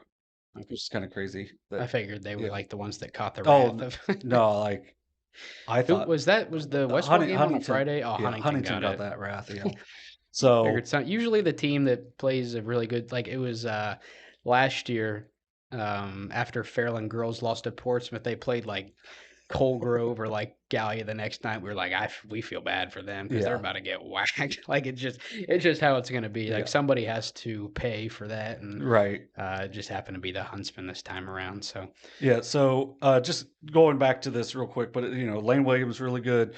I think Gage Cheadle does a nice job for him. Braden Burns, a sophomore, is one that can really step up for them as well. Then Fisher and Strasbaugh. Strasbaugh does a really good job inside.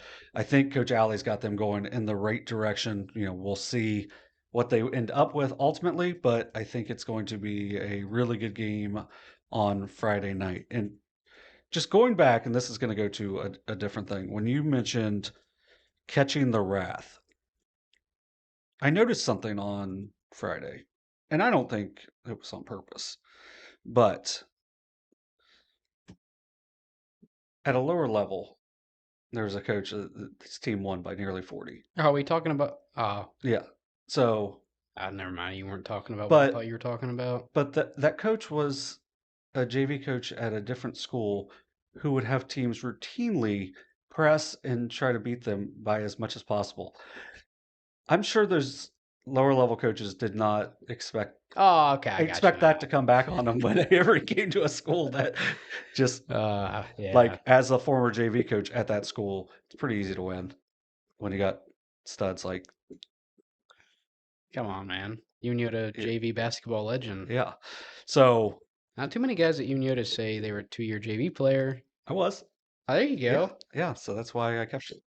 So yeah, but I was it's just one of those things mentor. where we may talk about it later, but you should always be nice because things can come back on you.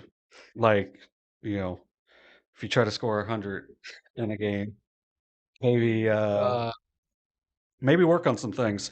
So this is a complete other gender, and I'm gonna just put it in right now. We're not even gonna get to it because I don't want to get people too fired up. But if your team last year was routinely just blow people out, and then you lost to a team that slowed it down in the tournament by 15, you weren't even close to winning a district, and then you beat a team 100-8 because you just would not just run an offense, would never run an offense. It was just like they weren't pressing. So, I mean, at least they weren't pressing. I will give them full credit for that because it could have been worse. But if you're trying to score constantly and you're not doing it through running an offense, when you run into maybe a Division 7 state caliber team and you're losing 35-28 through three quarters because they're going to slow the game down, maybe you should work on that. You don't have to blow people out. Like, coaches need to learn this. You don't have to you're not in the business of embarrassing kids or teams or coaches or anything. You should be working on getting better. If you are so much better than another school, another team, you should work on something in game. Use it as an extra practice time. You don't have to just embarrass people. There's no reason for it. We're not in the sport for that. Anything like that. You should just play the game, get better, because when you face someone that's better than you, you need to be ready for what they do. You are not always going to be able to do what you do. As evident by last year in the districts, tonight over in Washington County, you're not always going to be able to do what you do. So, Did you find a score for that one? yeah, I saw somebody's there. Okay. Just giving updates. But I didn't see it. like you've got to they still may win that game, but if a team is going to slow it down and they're going to work the ball, you got to be able to do it too. So in those blowouts, take advantage of that. Use it as extra practice time. You're facing a new team. You're facing a team that doesn't know exactly what you're doing like you do in practice. So run your stuff, try to get better, and that's all you can do. And if scoring points is great, but it's sportsmanship. It's a fun game, no mercy, whatever. But it's you're not learning anything. You're not getting better. It's almost a waste of time to go just run someone off the floor that you are so much better than, that you have to play because they're in your league. So I think we need to be better as coaches. We need to be better And I'm not going to say as players, because the players are just doing, players are just going to play. Like, now, maybe players do something dirty, which I don't think there was anything in that. So, um, you might be able to control that better. But as coaches, you can control the amount of running, the amount you're pressing the ball forward. If a team's not getting back, you don't have to expose that, because clearly it's not going to make a difference. So run your stuff, get better, make sure you're ready to play these really good teams that you're going to face down the line, because clearly that team is super talented. You just got to, you got to get better overall. You get it out. I feel good. Okay, because we still have one more game to preview. Yeah. This Saturday. It was good to get it out there instead of otherwise. This Saturday, we're going to be back at North Adams as the Green Devils host the Hillsboro Indians. Non-conference matchup. I believe this is technically considered a holiday, like a one-day holiday classic type deal, as both the Hillsboro and North Adams boys are playing it. I think it's scheduled for 7:30.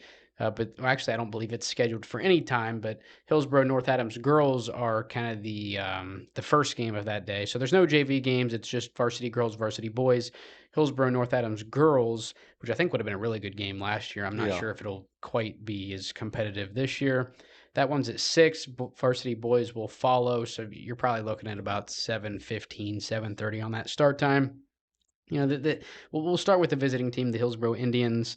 They started off pretty good and kind of how we thought they would, off to a 2-0 start. Now they've lost their last 3, all FAC matchups, losing at Chillicothe and then to Washington Courthouse in Jackson. We've mentioned the senior-sophomore duo of Tate Davis and Jack Howland quite a bit when talking about this Hillsboro team. Xander Lake, I think, has been pretty solid for them. I believe he had 10 points in the Washington Courthouse game, is the article I was looking at. But it's a Hillsboro team that's really been struggling as of late, right? You have the 6-point loss at Chillicothe, and since then it's been back-to-back double-digit losses to Courthouse and Jackson. So I'm not, and it's not I don't remember exactly how many games they won last year. I think they maybe went 13-11 overall or something to that effect. So it's not a team that was like top of the conference last year, but I think it's a team that maybe we thought would maybe take a step forward. And you even in the conference breakdowns in our first episode for the winter, you mentioned them as a team that you thought could win the FAC, but just haven't. It's a team that just hasn't really lived up to the expectations, which it's not fair to them because it's the expectations we kind of set for them. But they just haven't really been able to like I said, they lost their last 3. So and it's not getting any easier as you got to go on the road in Seaman over a North Adams team whose only loss is to a really good Fairland team who has not lost yet. So, and obviously it's an interdivisional matchup, not interdivisional. It would be a non-divisional matchup. Hillsboro, I think, is D4, and then North Adams is D6. So we'll kind of see those two dynamics clash this Saturday, but Hillsboro is about as close to as close to a shack school as you can get without being a shack school. I mean, it's just down the road from Leesburg, Fairfield. So, it should be a fun non-conference matchup. I think that's kind of what we shoot for, these like non-conference matchups most of the time. Now, for North Adams, they're 6-1, 5-0 in shack play. Once again, their only loss this season, as another just absolutely lopsided score rolls into the Haynes Total Healthcare scoreboard, or I think that's what our scoreboard is. No, I think it's the North Fork Animal Clinic. It is North Fork Animal Clinic. It's the Haynes Total Healthcare, Haynes Total Healthcare Coaches Call-In Show, but also area standings as well. So for North Adams, they had the 13-point loss to Fairland at home, but still undefeated in league play. Fun fact, it's a North Adams team that has scored 61 or more in every single game other than the 48-35 loss to Fairland. So other than that loss, I mean, they've been pretty dominant. You look back to that 20-point win over Eastern Brown to open up league, or I believe it may have been the second league game for them. But nonetheless, it was really early in the season. And then Eastern Brown took Fairland to the brink over at Shawnee a couple Saturdays ago. It's a team that graduated Branson Copas a season ago. You also have... That was kind of Southern sounding. But you also have, obviously Nathan Copas steps away And then you get, I believe it's Austin McCormick is who stepped in. Yes. First year head coach for them, but he's been in the system. I believe he was at like 1,038 career total points. I think that's exactly Good right, job. actually. Yeah. That was one of my notes. But they're led by senior Breeston Schweikert, 15.5 points per game. Jace Rothwell and Connor Young are both a few tenths of a point shy of 11 per game. So it's a team that's been rolling. I think for us, me personally, maybe just not thinking quite as highly of them because we saw them at their lowest point. But like in the aggregate of this season, I mean, North Adams, hasn't missed a beat. Yeah, I think this will be interesting because this is not them right after a big league game. So, like, maybe they were Yeah. so high from the night before that, And that's something we talked yeah, about prior to the game. yeah, and Fairland, like, they took no mercy on them at all, and No. that was a beautiful game plan by Coach Speed in that game, and Bertie Buchanan was amazing.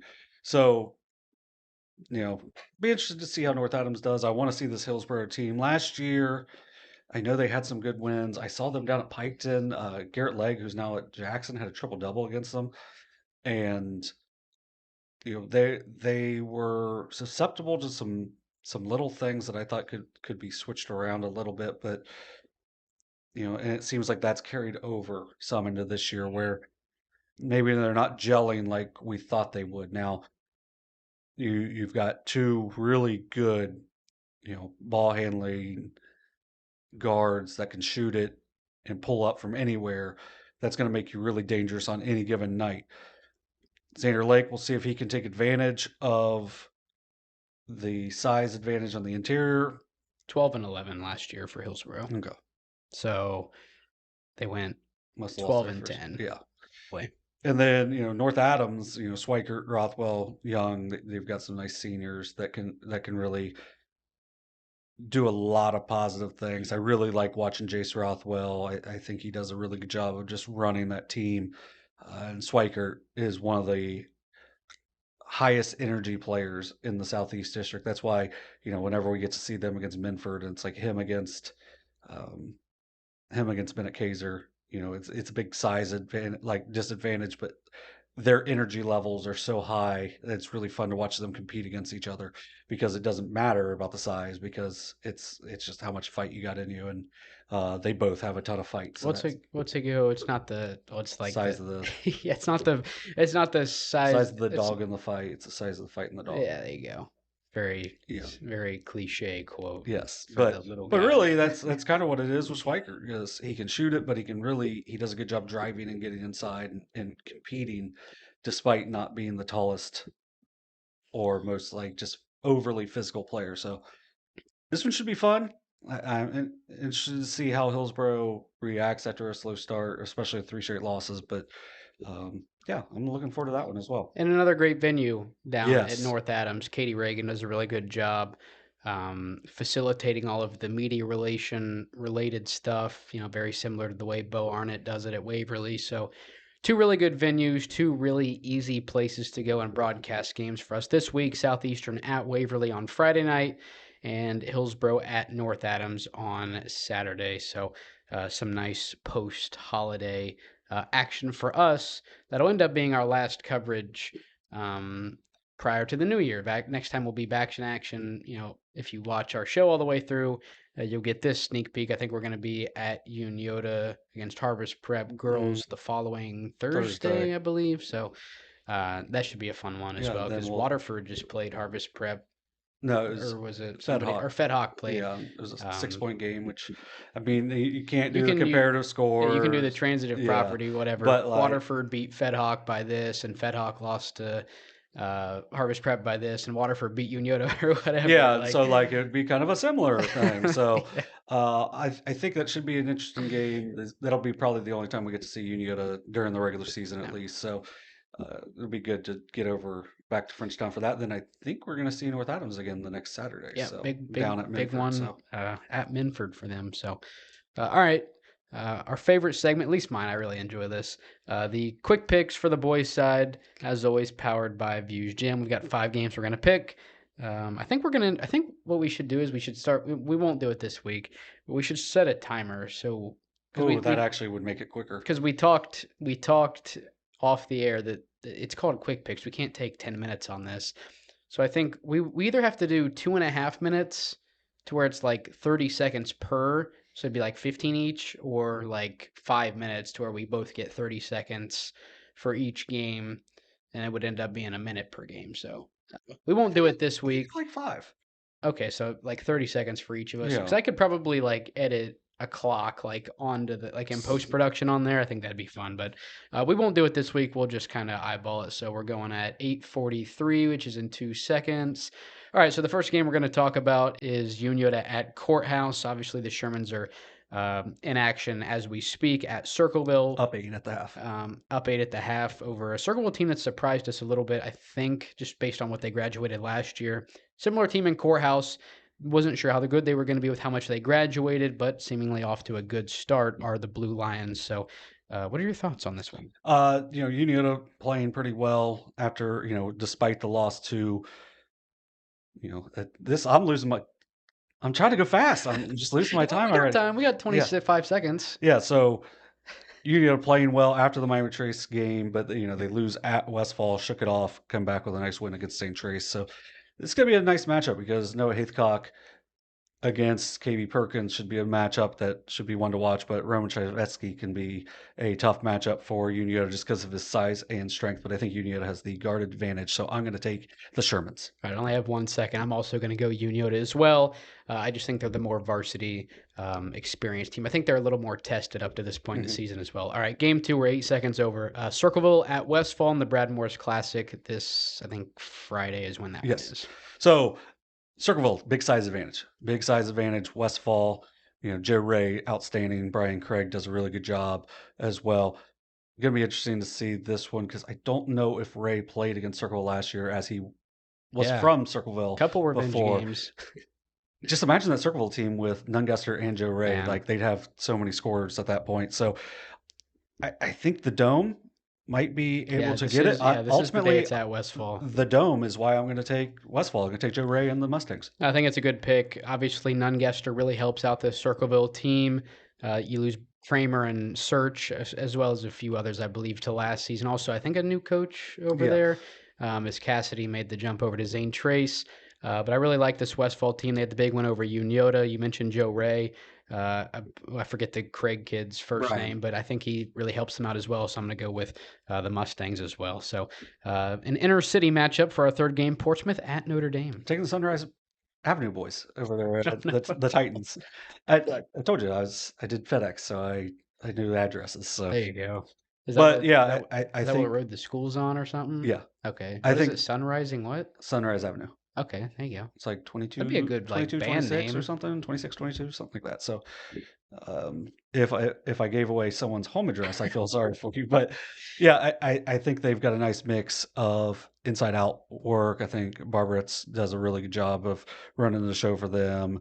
Oh my goodness, Miles Phillips. Yeah, Miles Phillips, and then the other Bradford.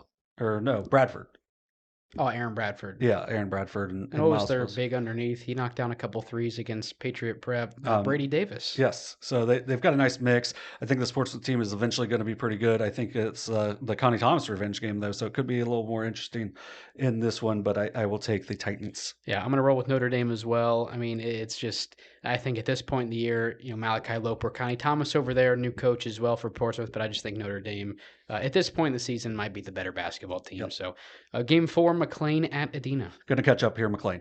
Yeah, we've got about 30 more seconds to play with on this one. But, the Tigers, unfortunately, I can't name drop anybody for them or Adina. But Adina's 0-8.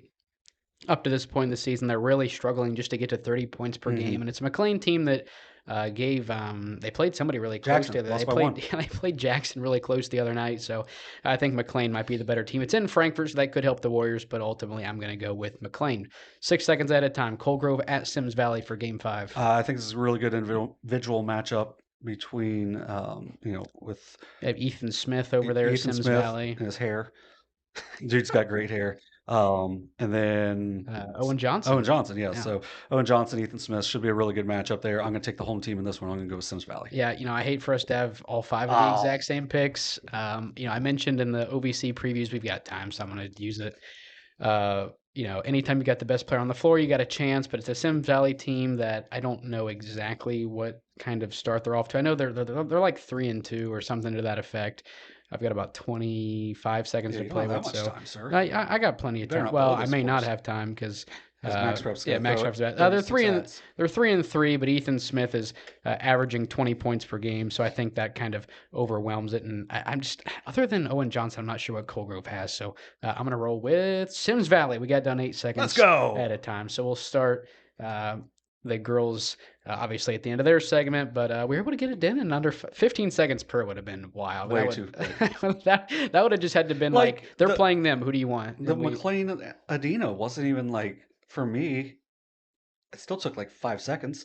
right, So right. even But trying to make up time there. so we got it done in 4 minutes and 52 seconds. Nice. So Now I will say with this Adina team, very young. Yeah. So I mean they're going to go and through they some did growing lose pains.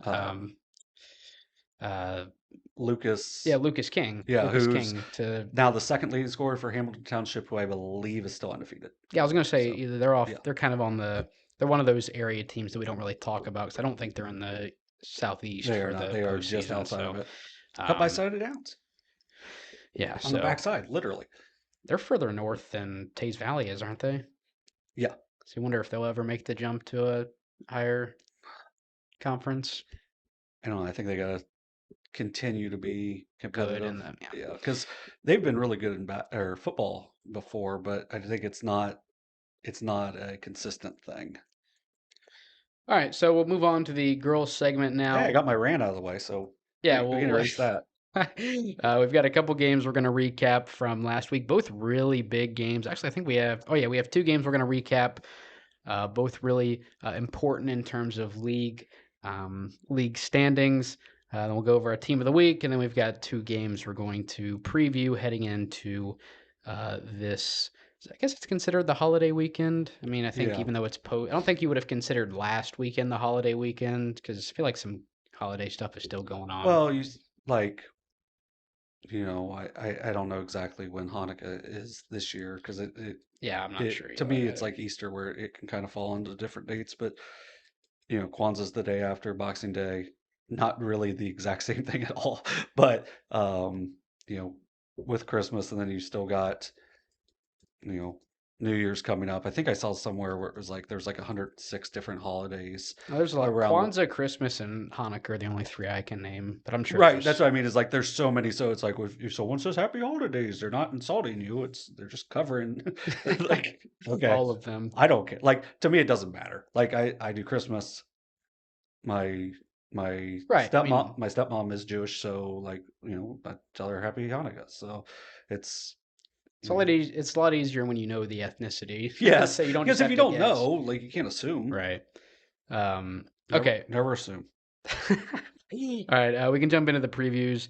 I'm kind of like trying to slow down my speak just from the quick pick segment. I think I might edit in the timer just so maybe that adds a little more.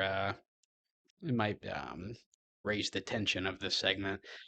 So the first game we're going to talk about from this past week, one we both got wrong on our girls' quick picks. Fairfield Union, a big win at home over the Circleville Tigers, 47-37 to remain, I believe, the only unbeaten team left in the MSL. I believe it was just Circleville and Fairfield Union at that point.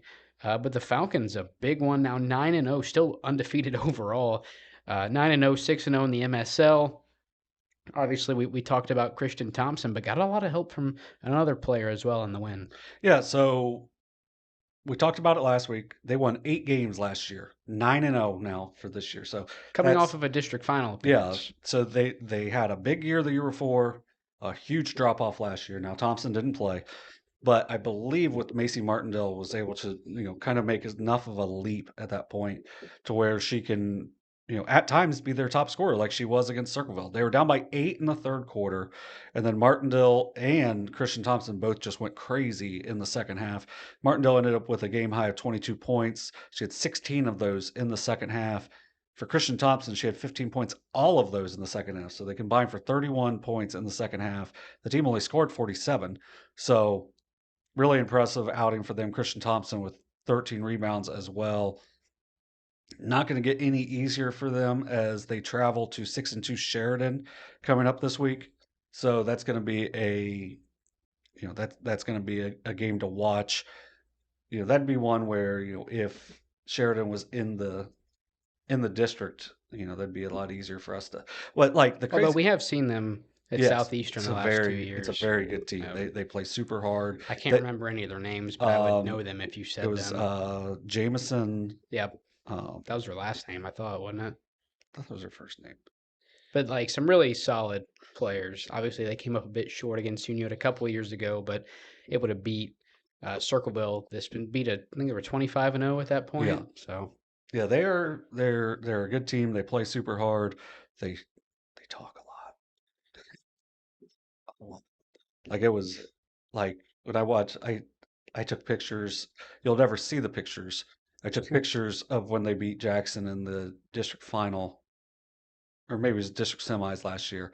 Apparently, I did something wrong, and Derek was like, "Oh, I couldn't see them. It was just all coming up black. I don't know what happened to the memory card. I think it was just because I took such bad pictures. He just was trying to be nice, but."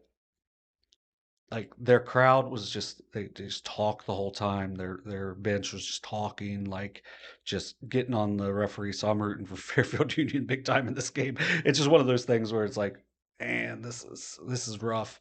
So go Falcons. Hopefully they go to 10-0 in that span. But that's a really good Sheridan team. I mean, clearly we'll they talk about that game for about 60 seconds. yeah, clearly they do a really good job. But yeah, Circleville, second loss in 3 outings in the last week. We weren't able to find any stats on this game, but they returned to action for the Brad Morris Classic Friday at Westfall, Saturday versus Teays Valley, which is at Logan Elm. I think those are a couple get right games for them. I think I think you expect them to win both. Westfall's better. They seem to be improving as a team and a program, and I think that Teays Valley team is on the rise. But I think this Circleville team is a step or two above both of them at this point. So I think that will be a couple of get right games for the Tigers. As once again they're well coached. They've got some nice pieces. Addison Edgington being kind of the centerpiece for them. And I think they're a team that's ultimately going to bounce back. And I think that second game, At Circleville, maybe we get up there for that one because I mean it's a 10-point win for the Falcons, but I mean if Martindale and Thompson don't combine for 31 in the second half, I mean it could have been a completely different ball game. And we know the type of athlete Thompson is. You don't get two separate Division I offers without yeah, I two think different sports. basketball is one of those sports where if you have the height and you have the athleticism, you can just get it done. And I Yeah. think that's kind of and obviously we saw her a couple years ago down at Southeastern really give a really good Fairland team fits for a large majority of that game. And then you add that with the skill. I mean, 22 points from the junior Macy Martindale. I mean, this is a very, very solid team. And you don't go 9-0 to begin the year by accident. Right, Unless yeah, you're the it's 2018-19 Unioto baseball team. Then that's that right. kind of happens by accident. But yeah, Um, so with Thompson, you could see as a sophomore just how athletic she was, but I think she's just such a competitor as well that makes it to where she's able to slide into that. Rock Hill boys beat Portsmouth West Didn't think that was coming. 37-30. Very high scoring. Yeah, didn't expect that. I didn't either. So yeah, but for Thompson coming back, that's huge because she's an extra ball handler, but she's also 6 foot and very athletic, so she can play inside or out. And obviously, she took over late in this one, but it's yeah, I think this is a game that could be really interesting the second time around because usually, kind of like that Unionto Zane Trace game, it's a 12-point game. Eastern Michigan. Oh, okay. So, I think it was look, OU. I couldn't tell, Oh. but so the kind of going back to that, so that Unionto Zane Trace game was a 12-point game, but it really wasn't. Right. This game, just looking at the score, like I read where Thompson was 4 for 4 in the last minute on free throws, so it more than likely was a little closer game Right. than 10. So I'm looking forward to that second matchup. I think we could see them playing possibly for a perfect season and or Split. split. Top. Yeah, I'm not sure. Like, I don't think Bloom Carroll has been quite as good. So yeah, Fairfield Yeah. Union sits at the top. Amanda's good. Amanda's very solid. I think last year when we saw them was kind of at their worst against Mhm. Circleville. Logan Elm is probably one of the best 0-6 in conference Well, teams they've around. they've had a lot of injuries, and even just looking at their box scores, it doesn't seem like those injuries are even back yet. So they're a team that can shoot you out of the gym. But at the same time, they're very small, so that could really hurt them, in the end. So the rematch with Circleville and Fairfield Union is January 31st. As of now, that would be South Webster at Minford boys. So that's Yeah. a bit of a conflict. But, we'll see how maybe if at that point, because that's really late in the year, maybe that South Webster Minford game isn't quite as impactful for, that league. I mean, we never know how that goes. So, Right. all right, we can move on to the next game. We're going to recap one that I actually managed to get right in our quick picks from last week. It was Portsmouth and Fairland, probably one of the most high-profile girls' conference games in the coverage area of the season. Obviously, round 2 coming up, I believe in February. I don't think they play for a little while. I think it's like February 2nd is when they play. Yeah, Mm. February 3rd in P-Town. But in Proctorville, the Trojans with the win, 66-49 over Fairland. 17-point win for Coach Amy Hughes and company over a Fairland team that's looked pretty good. I mean, it's the Yeah. first loss of the season. Portsmouth remains undefeated, 9-0, 5-0 in the OVC. Daisha Reed with 17 points, 4 assists. Sienna Allen had 14, nearly a double-double. 9 rebounds for the junior, had her 1,000th point a little earlier on last week. But Kiki Woods, man, I mean, a freshman last year, you could see the glimpses of, the athletic ability. Obviously not the tallest. I mean, I couldn't imagine she's much taller than 5'3" or 4. Now, I haven't seen her since last year, so she Yeah. could be a little taller. But, I mean, and we mentioned it in the first couple episodes, like, she was lighting up the box score, and you didn't know maybe if she just got hot a little bit. No, Right. I think I mean, you could make the argument right now, and I'm sure she's averaging the most points per game. She could be the best pure scorer on this Trojans team. And 25 points in the win for the sophomore. Well, she's been dynamic and she does it on both ends. Like she's so good defensively and gets after you, and it seems like she's got endless energy, which is a huge, huge thing for them because if you're one of your guards can guard the best player on the other team and then still be able to beat them on drives to the basket and finish. Like that just is going to make you a really tough team to stop, and that's what it to me it appears that it happened with, Portsmouth dominating this game. I think the first quarter was fairly close, and then it just seemed like they just pulled away. This is a really good Fairland team, as you mentioned. Cameron Barnett's with 16, Addison Cornell with 10. I liked what I saw out of her in that Ashland Blazer game. After not seeing her before, Addison Godby 9 points, 8 rebounds. But the Dragons only shot 29% from the field in the game, and that's because of the Portsmouth defense. The Fairland doesn't shoot that bad ever. Like I think you could probably turn the lights off in the gym, and Fairland's going to hit 30% of their shots. But if you can just really get after them defensively, you can make them a little more uncomfortable. It happened last year at Portsmouth, and then it was completely different the second time around. So I wouldn't be surprised if we see a flip again. But this Portsmouth team is really special. They're going to be playing at home at that time. That's going to be a really tough one. Now, as you mentioned, Kiki Woods, 25 points. Daisha Reed, 17 points, 4 assists. Sienna Allen, 14 points, 9 rebounds. And they don't even have Cantrell right now. Right. Like And we don't, obviously, we're not, fully aware of that situation. So you don't know maybe if they'll get her back later. But I mean, doing all this without, your biggest threat inside and is able to knock down shots on the Right. outside. So this isn't even a complete team right Yeah. now. And I mean, it's a complete team, but not, they don't have their whole roster. Is I what I'm don't getting at. think we mentioned it, but Sienna Allen scored her 1,000th Yeah, career point. I threw it out Yeah. there. Okay. So obviously a very special player. She's going to go play some big time college basketball. Then you've got Daisha Reed that's signed with Georgetown College. Yep. Is going to go play and is going to be special down there as well. And Kiki Woods is going to be getting some offers coming in. She's putting her name on the map. Is that the right Yeah, phrase? because like really, if you've got the energy that she has, and then clearly the skills, did that backflip after, Yeah, after like, the game last year. she was all over the court the entire game. and then does just a backflip after the game. Never came off the court, and like you would have thought that like she had just woke up. Oh, and she was Like, one of those 8th graders we were talking about a couple of years ago when Portsmouth only had, 5 or 6 players on their varsity team. We're like, they've got, we've heard they've got, a few good players coming up. And, obviously her, Carter, and Shannon are, some of those players that have played some really impactful minutes for this Trojans team that, after this win over Fairland, I think they're a pretty good favorite to make it back to the state tournament this year. So. yeah, they are tough.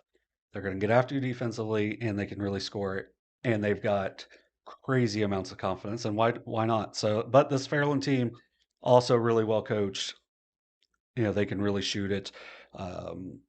They've got some really talented players as well. Bailey Russell will get going again soon, and it's a team that you don't want to see them. You don't want to be the next team to see them. Now that next team is going to be Parkersburg, which we'll talk about here in a minute. But they're a very interesting team. They're fun to watch, and I'm looking forward to getting down there for the second game. All right, so we'll move on to our girls' team of the week. This one was pretty easy.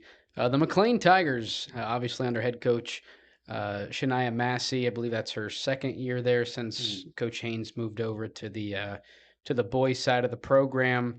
For Massey, obviously, I can't remember the call-in show. Yeah, that's what I was getting at. Right. So also check out the call-in show, coach's call-in show. Yeah, like because Coach Massey called in, several other coaches have called in. Just it's a good watch, good interviews with the coaches, and I just think they got to get some more eyes on them because they do a good job. So yeah, Massey was the first female to call into the show. We had a few girls coaches, but they were all guy coaches. Yeah. So it was like Miller for Unioto, Day for Adina, Urig for Huntington, and then I think Buchanan maybe called in for Fairland. So Notre Dame. and then Matt Payton called in as well. So it was a good interview with Massey. I listened to it today at work. Obviously, we kind of set that up after their win over Adina. We'll talk about that one in a second. But for the Tigers, 3-0 on the week. 49-33 win in Kinnikinnick on the road at Zane Trace. I feel like you kind of expected them to win that one. Although Zane Trace I feel like that's an improved Zane Trace team, a lot better than they've been the past couple of years. And then a tight one with Adina on Wednesday, 39-38 win at home over the Warriors. And then, a big one in Hillsboro on Saturday, 51-49, one we both got wrong. We both picked Hillsboro to win that one on our quick picks last week, but a 2-point win for the Tigers, who now sit atop of the FAC, the last undefeated team, 5-0. Their first, obviously, there's only 6 league teams, or 6 teams in the league, so you're only going to play 10 conference games. They're 5-0 through the first half, so an 11-1 overall, and I believe they're done until after New Year's, so 12 games before the holiday break. That's a lot of basketball. Yeah, it was a heck of a week for them. I was really impressed with how hard they fought against Adina after they got down. What was it, 12? 33-21, right? Yeah. So down 33-21 in that third quarter against Adina, and then started to, extend their lead, and then they had to make a big play at the end. Yeah. With Lara Henson with a big block there at the end of the game. So they're a team that I think they're used to playing some of these tight games. They also had a 2-point win against Waverly. So Waverly's a good team as well. Yeah, Waverly's a good, solid team, and they're feeling good because you're at the top of the FAC anyway, but you're also winning tight games. Like anytime you can win close games, you're going to feel really good about yourself. You're going to feel really confident when you get into the next close game.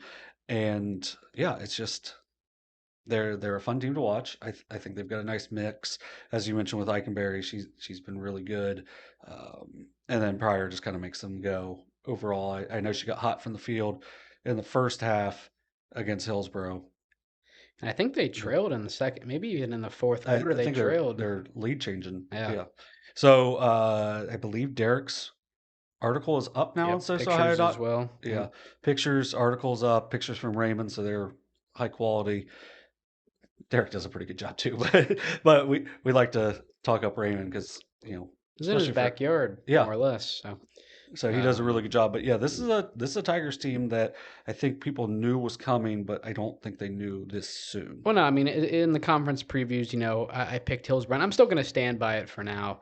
I picked Hillsboro to win the conference, but I said, this is a McClain team that, I think they're going to have the best player on the floor every night. And what do I always say? I think everybody says that when you Yes. have the best player on the floor, you have a chance to win. And I think that's what happened on Saturday. So the Tigers are off until January 8th. They host the Logan Elm Braves, so that should be kind of an interesting matchup with, Ingram, Petty, and all the players the Braves have. But on the week, we'll just name drop a few players for the Tigers. I didn't have any stats from the Zane Trace win. However, against Adina Pryor, just a sophomore, by the way, as a freshman, was, all FAC, all district. Against Adina, Pryor had 18 points. I think a lot of those came in the second half for Pryor. Then had 23 points in the win over Hillsboro. And then, senior Anna Eikenberry, been really good on the inside for Coach Massey, had 10 points in the win over Hillsboro. And then, another sophomore, Lara Henson, also, very, very good minutes for this Tigers basketball team. 7 points against Hillsboro and had that game-sealing block over Adina last Wednesday. So I think this is a very, very complete McClain team, both offensively and defensively. Here's Pryor had a ton of steals in that Adina game. And they held, what was it? They held Adina scoreless for like the last, it was almost like 12 they held minutes. them to like 5 points in the last 12 minutes Yeah. or something to come back and win. So it was just a crazy defensive performance for them. Yeah, it's a team that you can tell they've bought in, and then they get along and whatnot, and so and it's not just those three. It's they have several others that contributed really well for their success against Adina, and I'm sure against Hillsborough as well. But like we said, make sure you either if you want to learn more about McClain, read Derek's article on SOSA. You can find it on Facebook. Maybe Instagram. I don't know if we post on there, but X the Maybe everything pictures, act. probably. Yeah, but also you can watch them on YouTube. Yeah, go when back when they and beat the Adidas the team. interviews are on there, I believe, from the Hillsboro game, and then you can obviously go back and rewatch the stream. It's been our only girls game this year, but it was it's a pretty good one. We had two down. Oh, my fault. Yeah, we had was Minford and your only Teays girls Valley game. and Fairland and Blazer. But Yeah. definitely, I think the best girls game we've had, that Minford and Yes. Teays game, was pretty good as well. If you wanted to go rewatch a couple of those from the battle on the 740. Yeah, we're gonna get out there and get some more, but yeah, it's just kind of we're trying to figure out taking the best game available each week. We get Yeah. usually about 2 games per week is what we strive for. So obviously we'll have Unioto Harvest Prep next Thursday, and then down the road a little bit the rematch with Portsmouth and Fairland. So And we'll find something else in there as well. all right, we can move on to the 2 previews for this week. Both of them are in classics we discussed in the headlines. The first will be Fairland taking on a Parkersburg team out of West Virginia. You sort of alluded to it when we were recapping the Fairland-Portsmouth game. This is at the River City Classic at Marietta College. This game is on Saturday, and I believe it is at 2 p.m., if I remember correctly. I thought it was 1. It is, 1 p.m. on Saturday at Marietta. So Parkersburg taking on Fairland this Saturday, Marietta College, 1 p.m. Yeah, so this one should be a good one. Parkersburg 5-0, the Big Reds, because West Virginia's got some good mascots. They got the Big Reds, the Big Blacks, the Dots over in Polka. So Is there a school called Polka? yeah, They're called there's a town Polka called Dots. Yep, That's a town. crazy. It's a town. If you're driving to like Myrtle Beach, you can see it. But yeah, so the Polka Dots are one of them. I've never seen the school, but I've seen the signage and whatnot. So Parkersburg off to a 5-0 start, ranked 4th in West Virginia according to Max Preps. So take that for whatever. They have 3 players averaging double figures. They appear to play at a really high pace, 69.4 points a game. They are led really by Francis. I'm going to say Goose. We'll go with that. They're probably not going to watch anyway. So 15.8 points a game, 52% from 3, has not missed a free throw this year, and has shot 12. So it's not like 2 Yeah. or something. Yeah. So, she's had an outstanding year shooting the ball. Lauren Flanagan, 15.6 points a game, 5 assists per game, is at 17 threes. And then 5'10 junior Kennedy Porter, averaging nearly 13 points and 12 rebounds a game. So they're a team that They play at a really fast pace. This is, Fairland beat them last year. I believe it was 60-45 at the same event. So this one, we'll see if they can, get any closer in this one or not. But I think this Fairland team, it's going to be one of those like you probably don't want to be that team after a loss, and appears that this is the team after a loss. So they are, led by Bailey Russell, 19.8 points a game. She should get her 1,000th point in this one. I believe she only needs like 5 or so. So it's really close. She's had an outstanding career. Had an off game against Portsmouth, but I mean, those happen. So still shooting really well from 3. Does a good job getting to the basket as well. Really good all-around player. Cameron Parnitz, senior, 15.8 points a game, 6 rebounds, nearly 4 assists a game. Can really shoot it from deep as well. Addison Godby, 11 points a game, 8.3 rebounds, 3.5 assists, 3.5 steals a game. Like there's just crazy stat sheet stuffing that she does for them. And then you also have Ava Lane, the freshman, 10.5 points a game. They average 71 points a game. So I think this game has the chance to really get up and down the court and could be really fun to watch. So I think Derek's going to be at this one. I don't know for sure. Maybe not with the change where there's only going to be one of our teams down there now, but it should be a really fun one. So I think Fairland. Are we picking this one? We are. Okay.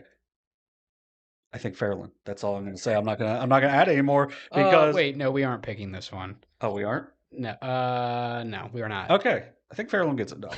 So I don't want to give away. I agree. Yeah, I didn't want to be a spoiler there, but yeah, I think Fairland gets it done ultimately. You can't do that anyway. That's the whole point. You have a minute to make your pick. I know. That's why I didn't want to do it now. Yeah, well, lucky for you, we're not picking that one. Yay.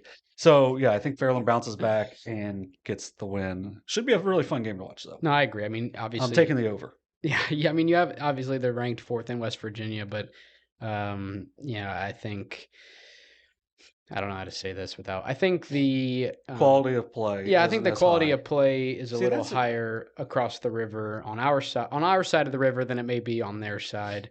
And I think this is just a game that Fairland is going to win. So, okay. All right, we can move on to the last preview before we get into our girls' quick picks, powered by Views Gym.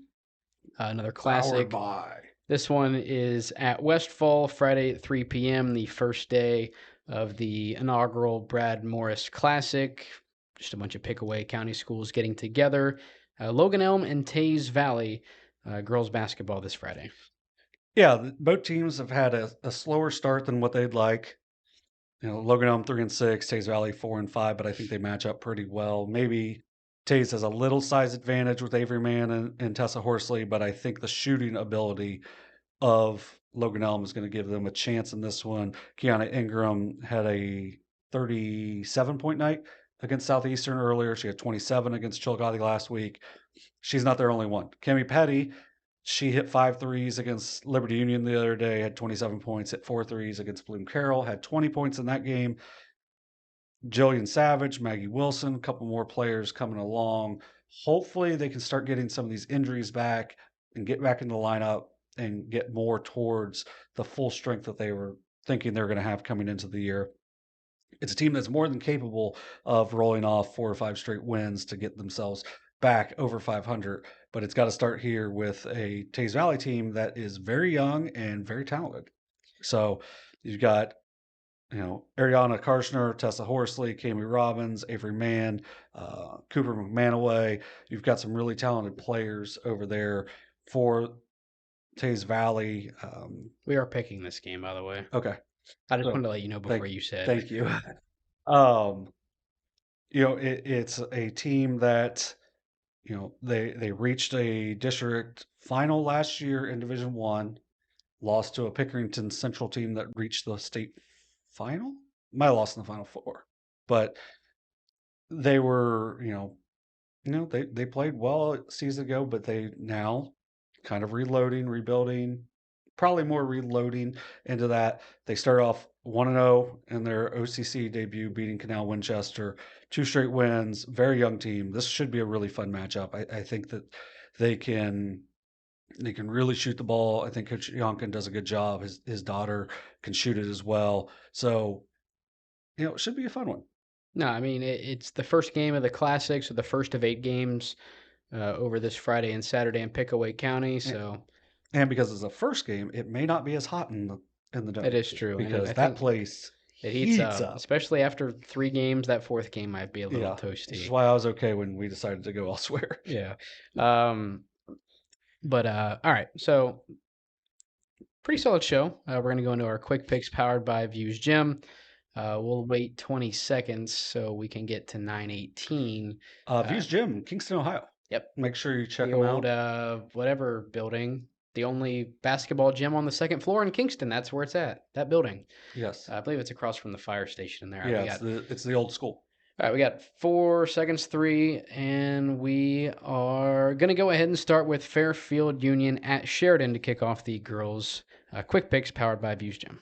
Yeah, I think Christian Thompson, Macy Martindale will make a big difference in this game. It's going to make them really competitive against the Generals. It's really hard to win at Sheridan. Sheridan's really well coached. They're tough to play against, very athletic. They don't score the ball as well as they have in the past. Either way, I'm still going to take the experience with Sheridan to win this game. Yep. I mean, 6 for 6 now. I'm picking the same, but I mean, that's just kind of how it is sometimes. I mean, I've seen Sheridan twice the last 2 years, and they've been world beaters both Yeah, times. it's So just I think until proven otherwise, the Sheridan team is one of the better girls programs in the Southeast District. So I'm going to roll with Sheridan as well. So second game, the one we just talked about, Teays Valley and Logan Elm this Friday. I think Tessa Horsley, Avery Mann create a big mismatch on the inside for Logan Elm. So if Logan Elm has some size coming back, it can really help them. Kiana Ingram, one of the better shooters in the Southeast District, can really shoot it. And if she can get her feet set, is really deadly from outside. Now she's got to do it off the dribble. It's maybe a little less consistent. So if she can get some help from Kimmy Petty, it's going to make this a really interesting game. Ultimately, give me the Braves. Give you the Braves. All Give me right, the I'm going to Braves. roll with Teays Valley. I saw them down at Minford. I thought they looked really, really good. It's an OCC team now, so they're going to be playing a lot higher levels of competition. We're pretty ahead of schedule right now, but we'll switch it up a little bit and have a different pick for this one. I'm going to roll with the Lady Hey, Vikings got one different. out of Teays Valley. So, all right, game 3, we're going to talk about Unioto and Parkersburg. So as we talked about Parkersburg in that, the preview for them against Fairland, they are a very strong team. I believe it was like 18-5 last season. They are a strong team. Got some shooters. They like to play up and down. Unioto, I feel like is at a different level though. You got Miley Smith got her 1,000th point. You got Maya Hamilton. Big announcement coming on her soon. I don't know if it's fully out Yeah. there, but yeah. So, uh, two outstanding scorers, but then you got Kiana Beard, Is it Kiera Beard. There you go. I'm trying to go too fast. We got time. We got I know 40 that's why I'm seconds. trying to slow down. So we got Kiera Beard is outstanding shooter. Maggie Holbert, it adds a little bit of extra toughness to them and really good ball handling as well. And I think Charlotte Dennis is starting to come along as a player. So I think ultimately I'm going to take the Shermans in this one. I think it's going to be high scoring. I think it'll be a fun matchup. Yeah, picking Fairland over them when we were talking about that game, I think it's hard not to pick Unioto for the same reasons. I think the quality of basketball might just be a little higher right now towards the top in between these two teams with Unioto and Parkersburg. So I'm going to roll with the Shermans as well. All right, game 4 before our stream on Saturday, Hillsboro at North Adams. Tylee Davis lost her double-double streak. Yeah, Sadly against McClain. I think she starts it back up again in this one against North Adams. But Caitlin Berger is a really tough matchup for Hillsboro. So I think that's going to make it a little more interesting. But I think Hillsboro will ultimately be able to put the pressure on the North Adams guards. It's going to make them lead to some turnovers, kind of like what we saw when North Adams played Fayetteville. I think will be a similar result. Ultimately, I'm going to take Hillsboro in this one. Yeah, I mean, I think if you ask me in the preseason, I may have went with North Adams, but it just seems like they may be maybe just a step back from where they've been the last couple of years. Obviously, a district title 2 years ago, I believe. No, did they win a district title last year too? I know they played They won in the district title game. They got a step further last year. They got to the regional final. I mean, it's hard to continue that streak, especially when you graduate players like they have the last couple of years. So I think for now, Hillsboro might just be a little bit higher than them on the totem pole, but it is at North Adams, so that could help out the Lady Green Devils. So last game, minute to go, Minford at Federal Hocking. I think these teams are almost a mirror image of each other. Minford has really struggled on the road against some of these better schools, even though I think they're a good team. I think the Conkle and Cottrell matchup should be really fun between the two lead guards for both teams. I think Lindsey Williams really can make a big difference for Minford in this game, but I mean, they lost by 30 to Marietta on Saturday, so that one kind of throws me off on that, even though I know Marietta is a good team. It's a long trip. Fly Falcons, fly. You're going to go with Minford? I'm going to go with Minford. All right. I mean, it's a team in Federal Hawking that played Waterford really, really close. I think Waterford's obviously probably one of, if not, it's hard to say they are, but they're definitely a top team in the Southeast District. Division 6 now, Division 7 now, so a really good chance to make another run at the state tournament. Fed Hawk is 6. So, for now, I think I'm going to roll with 4 seconds to spare Federal Hawking in this one. So I beat the clock by about 2 seconds. There we go. We beat it both times. I think it was 4 minutes and 52 seconds and then 4 minutes and 58 seconds. Yeah. So do what you got to do. We did it. So. we got it within the 5-minute timer. So obviously those graphics will be posted on Tuesday. At some point. Yeah, at some point. I'll probably put them out. Maybe. We had like fun launch times last week. It was like 3:18 or something. Yeah, it was like 3:30 and then like 3:47 or something. But we didn't officially because you hadn't hadn't fully updated it yet. But Waterford with a big win over Athens tonight, pretty impressive. It's a really good Waterford team. Yeah. So as the standings stand, I guess through 20 matches picked, John sits at 13-7. I'm at 12-8. We only picked 2 different games this week, so not a whole lot of room for moving around. But hopefully, it just adds a bunch of wins. We might, yeah, that is true. We'll just start stat pad now. Make our win percentage. We'll just start picking like terrible games. I do think if we would have picked Southeastern Waverly, Hillsboro, North Adams, we may have had. We might. I don't really want to pick. I don't think we should. Just even though we're not doing this for literally anything other than fun and yeah, so we're not getting anything out of the winner doesn't get anything, right? So when it's not like we have any, we can't decide who wins. It's not a video game, right? But I don't want to sort of root, right? I don't even want to have the option to root. I want to maintain professionalism. Oh, what a win by the Tigers! But I picked Southeastern. So yeah. So wouldn't want to do anything like that. And a very limited slate this week as well. Yeah. Just really 3 days to pick from because nobody's playing on Tuesday. There are some games tonight, but we don't pick those. So really, it's just Friday and Saturday for us. Yeah. So that shouldn't be a problem come next week. So there should Notre Dame beat South Gallia tonight. Fun games. Good win for the Titans. I probably wouldn't have picked. I probably would have picked South Gallia after the Ironton game. After the Ironton game on Saturday. I think that one was. Yeah, I think it was. Yeah, whatever, Friday or Saturday. But all right, well, good show. Close to 2 hours, I believe, again. But we didn't spend 50 of it talking about what we did right the before battle the in the 740. But that was so much. Yeah, that was a lot of stuff to go over. We appreciate it. That was it was a fun time. But some more games this week, as we said, 2 live streams for us, both boys games. Friday, Southeastern at Waverly, and then Saturday, Hillsboro at North Adams. So, if you have anything extra you want to throw in before we get out of here, and a sandwich. Talking about the Buckeyes at the beginning with Buckeye basketball looked really good Saturday. Beating Kentucky by 20. Bruce Thornton might be the best point guard in the country. No, seriously. He's so good. I don't know who is, but I don't know if he is. I'm not saying he's an NBA player. I'm just saying you can be a really good college player. But yeah. Same way you can be a really good high school player and maybe not translate at the college level. So that's what I mean. Just size, strength, defensive ability. I really like what he does. I was pumped for Jake Diebler because that was the first time where I've seen his game plan be perfect. Everything was to me. It was the first time where I was like, oh, he might be able to be the coach. So, we'll see. All right. Well, obviously, happy holidays to all for whatever you celebrate. This will release on Christmas Eve. So hopefully over the holidays, Christmas Eve, Christmas Day, the day after Christmas, you find some time to check out the show and, recommend it to everybody because everybody wants to watch SOSA Overtime. Yeah. Any by Perfection One. Any extra reviews for Overtime presented by Perfection One? I want to make sure I get it right.